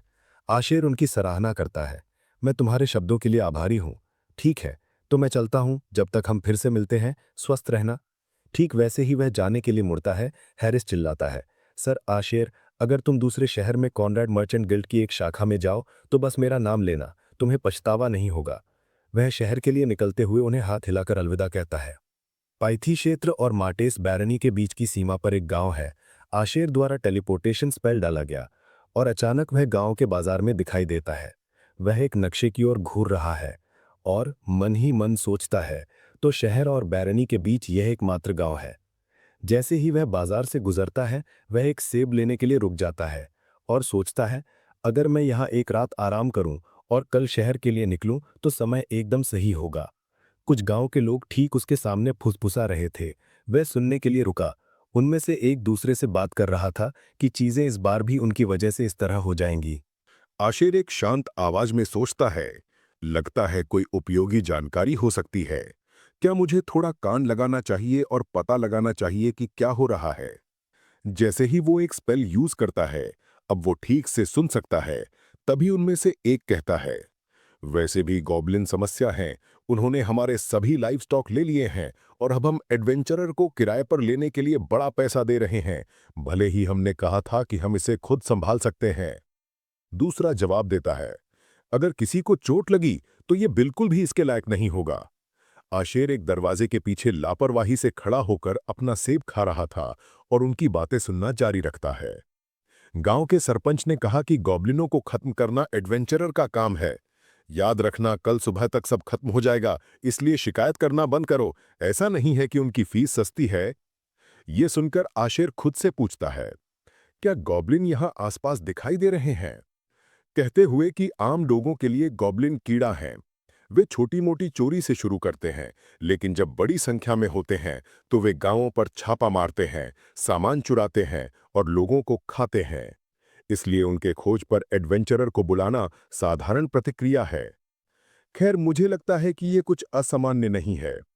जैसे ही वो अपना सिर ढककर निकलने वाला होता है, तभी वो सुनता है, क्या अफवाह सच है कि जेम्स ने जंगल में एक राक्षस देखा। ये सुनकर वो रुका और उनकी बातों पर ध्यान दिया। गांव के सरपंच ने हमें एक शब्द भी न कहने के लिए कहा था।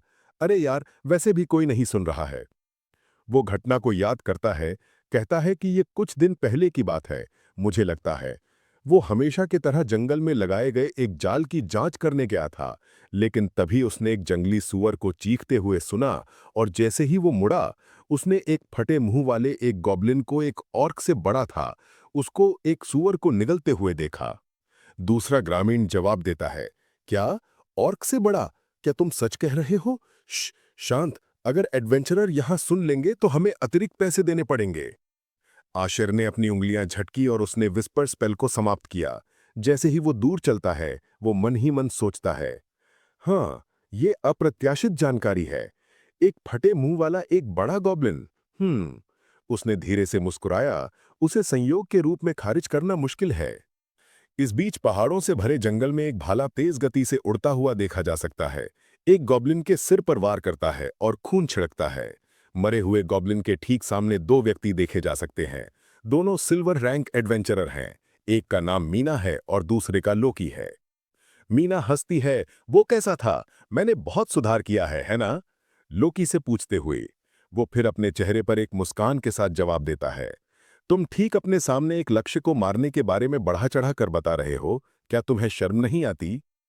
एक गुस्से भरे स्वर में वो जवाब देती है, तुम्हारी नाक 3 मीटर लंबी है या कुछ, मुझे इसे तोड़ने के लिए मजबूर मत करो। दो अन्य सिल्वर रैंक एडवेंचरर, आयरिस और माइल, जो उनके सामने खड़े थे, आयरिस उन दोनों को कहती है, हम एक मिशन के बीच में है तो मजाक बंद करो। फिर माइल्ड से पूछती है, क्या तुम्हें गॉब्लिनों के कोई निशान मिले? माइल्ड ने आगे इशारा करते हुए जवाब दिया, वहां एक गुफा है जो एक गॉब्लिन का ठिकाना लगता है। आयरिस गुफा को करीब से देखती है। जानवर और मानव हड्डियों से बना एक टोटेम, ये उच्च प्रजातियों हॉबगॉब्लिन्स का एक प्रतीक है। जब तक हम गुफा के इलाके के साथ सावधान रहते हैं, ये बहुत खतरनाक नहीं होना चाहिए। वो कहती है, अंदर प्रवेश करने से पहले सभी चेतावनी उपकरणों और टोटेम्स को नष्ट कर दो। समझ गया, लोकी जवाब देता है।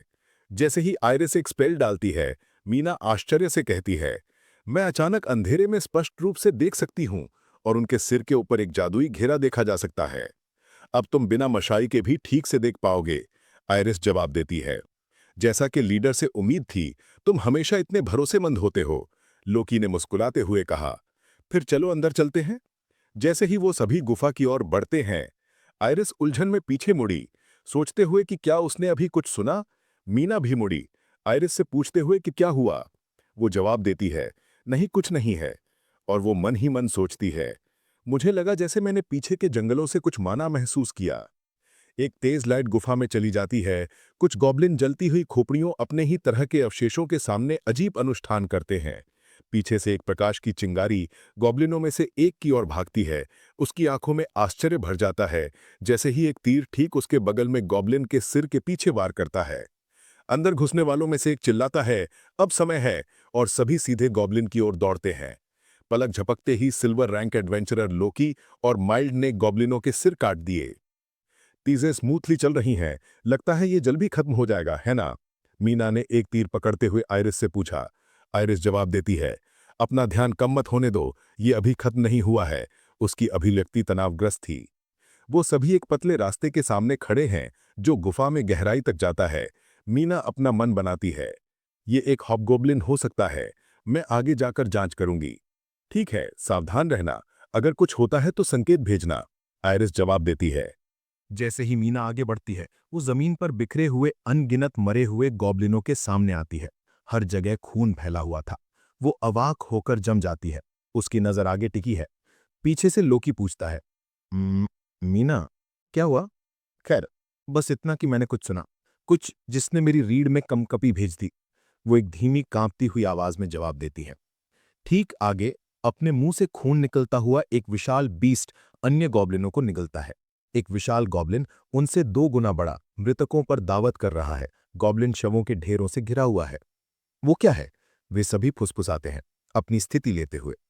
अपने ही तरह को खाने वाला एक विशाल गॉब्लिन। क्या ये एक उत्परिवर्तित वेरिएंट है? लेकिन मिशन के विवरण में इसके बारे में कुछ नहीं था। अभी के लिए हमारा ध्यान उस चीज को गिराने पर होना चाहिए। वो भले ही विशाल हो, लेकिन अगर बस यही है तो हम संभाल लेंगे। मैं योजना समझाती हूँ। मीना, तुम गॉब्लिन की दाहिनी आंख निकालो। माइल्ड और लॉक, तुम दोनों समय निकालने की कोशिश करो। मैं उसे खत्म कर दूंगी। आयरिस ने कमान संभाली, पोजीशन लेते हुए। मीना तेज गति से आगे बढ़ी, पीछे से निशाना साधा, जबकि गॉब्लिन दूसरे गॉब्लिन को निगल रहा था। उसने तेज और शांत निगाहों से निशाना साधा और फायर किया। तीर गॉब्लिन की दाहिनी आंख को भेद गया। वो दर्द में कराहा, घाव से खून निकलने लगा। जैसे ही दोनों हमला करने के लिए दौड़े, लोकी चिल्लाया, माइल्ड, अपनी ढाल ऊपर करो। माइल्ड लोकी की ढाल से कूदा और ऑरा का उपयोग करते हुए छलांग लगाई और हवा में गॉब्लिन की गर्दन पर वार किया। वो मुस्कुराते हुए उतरा। अच्छा, मैंने कर दिया। लेकिन इससे पहले कि वो पूरी बात खत्म कर पाता, गॉब्लिन ने अपनी विशाल बांह उसकी ओर घुमाई। आयरिस ने तुरंत प्रतिक्रिया दी, एक स्पेल डालते हुए। जादुई धमाकों ने गॉब्लिन पर वार किया, जिससे वो चीखा और दर्द में अपना सिर पकड़ लिया। वो दहाड़ा, फिर एक छोटे गॉब्लिन को पकड़कर सीधा आयरिस की ओर फेंका। लोकी चिल्लाया, उस चीज ने अभी एक गॉब्लिन फेंका। जैसे ही शरीर आयरिस की ओर तेज हुआ, कहीं से एक स्पेल ने उसे रास्ते से हटा दिया। एक छायादार आकृति ने गॉब्लिन को उसके बगल की दीवार में फेंक दिया। तभी एक तीर आई और उस गॉब्लिन के सर में लगा, जिससे वो जमीन पर गिर गया। अरे, तुम ठीक हो? क्या तुम्हें चोट लगी है?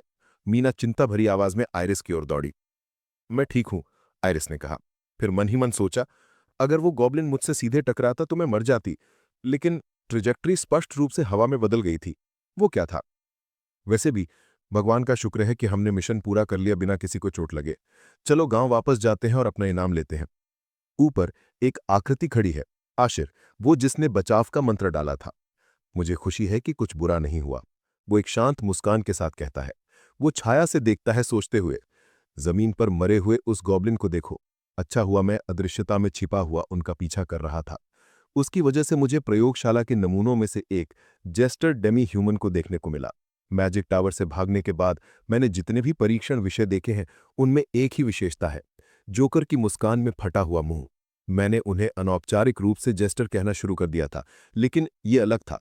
अन्य वेरिएंट्स के विपरीत इसमें बढ़ी हुई ताकत की कमी थी और ये अपने तरह को खाकर रीजेनरेट नहीं हुआ। शायद ये बस एक बड़ा गॉब्लिन था या फिर एक विफल प्रयोग। फिर भी वो मेज। तभी आयरिस आदेश देती है, चलो बाकी बचे गॉब्लिन्स को देखते हैं। मीना, इलाके के चारों ओर नजर रखना। लॉक और माइल्ड, साइड के रास्तों को देखना। आशिर सोचता है, उसका निर्णय तेज है। वो माना के प्रति अत्यधिक संवेदनशील है। ये कोई संयोग नहीं था कि उसने गुफा के बाहर मेरी उपस्थिति महसूस की। आखिरकार कोई फसल नहीं। पीछे से एक आवाज आती है, अरे बाप रे। आशिर पीछे झलकता है। जब मैं दूर था तो कोई आया, वो बुड़बड़ाता है। समूह मुड़ता है और आंखें सिकोड़े हुए आदमी को देखता है। तुम एडवेंचरर नहीं लगते, अपनी पहचान बताओ। अगर तुम और करीब आए तो मैं हमला करूंगे। वो शांति से एक हाथ उठाता है। देर से परिचय के लिए माफी। मैं इस जगह का देखभाल करता हूं और उसका जिसे तुमने बर्बाद कर दिया। वो हंसता है, जारी रखते हुए बोलता है, इस क्षेत्र को प्रतिबंधित गतिविधि के तहत होना चाहिए था, लेकिन जब मैं चला गया था तो इसने एक टोटम भी बनाया जिसने पूरे स्थान को उजागर कर दिया। इसके दिमाग में हेर फेर करना भी इसकी प्रवृत्ति को दबाने के लिए पर्याप्त नहीं था। वो सोचने लगता है। वो आह भरता है और पूछता है, वैसे क्या तुमने उस गॉब्लिन के बारे में कुछ अजीब देखा? कोई अजीब व्यवहार? फिर बोलता है, तुम्हारी चुप्पी को देखते हुए मैं मानता हूं कि यह बस एक रेगुलर था। अगर प्रोफेसर को इसके बारे में पता चला तो वो पागल हो जाएगा, लेकिन मैं क्या कर सकता हूं? जो हो गया सो हो गया। सबसे अच्छा उस चीज से शुरू करना है जिसे मैं ठीक कर सकता हूं, जिसका मतलब है तुम सभी को आज यहां मरना होगा। वो काफी भाव और शैतानी मुस्कान के साथ कहता है। समूह तुरंत लड़ाई के लिए तैयार हो जाता है। आयरिस अपनी आंखें सिकोड़ती है। तुम अकेले हम सभी से लड़ने वाले हो? बेशक, वो पूरे विश्वास से जवाब देता है। तुम्हारी वजह से सैंपल मर गया और हमारा एक्सपेरिमेंट बीच में रुक गया। भले ही ऐसा नहीं होता, इसकी कोई गारंटी नहीं कि तुम इस जगह के बारे में राज नहीं उगलोगे। आइरिस उससे तर्क करने की कोशिश करती है। अगर हम तुम्हारा राज रखने का वादा करते हैं तो लड़ने का कोई कारण नहीं होगा ना? वो हंस पड़ता है। हाँ, और मेरे पास क्या गारंटी है कि तुम इसे रखोगे?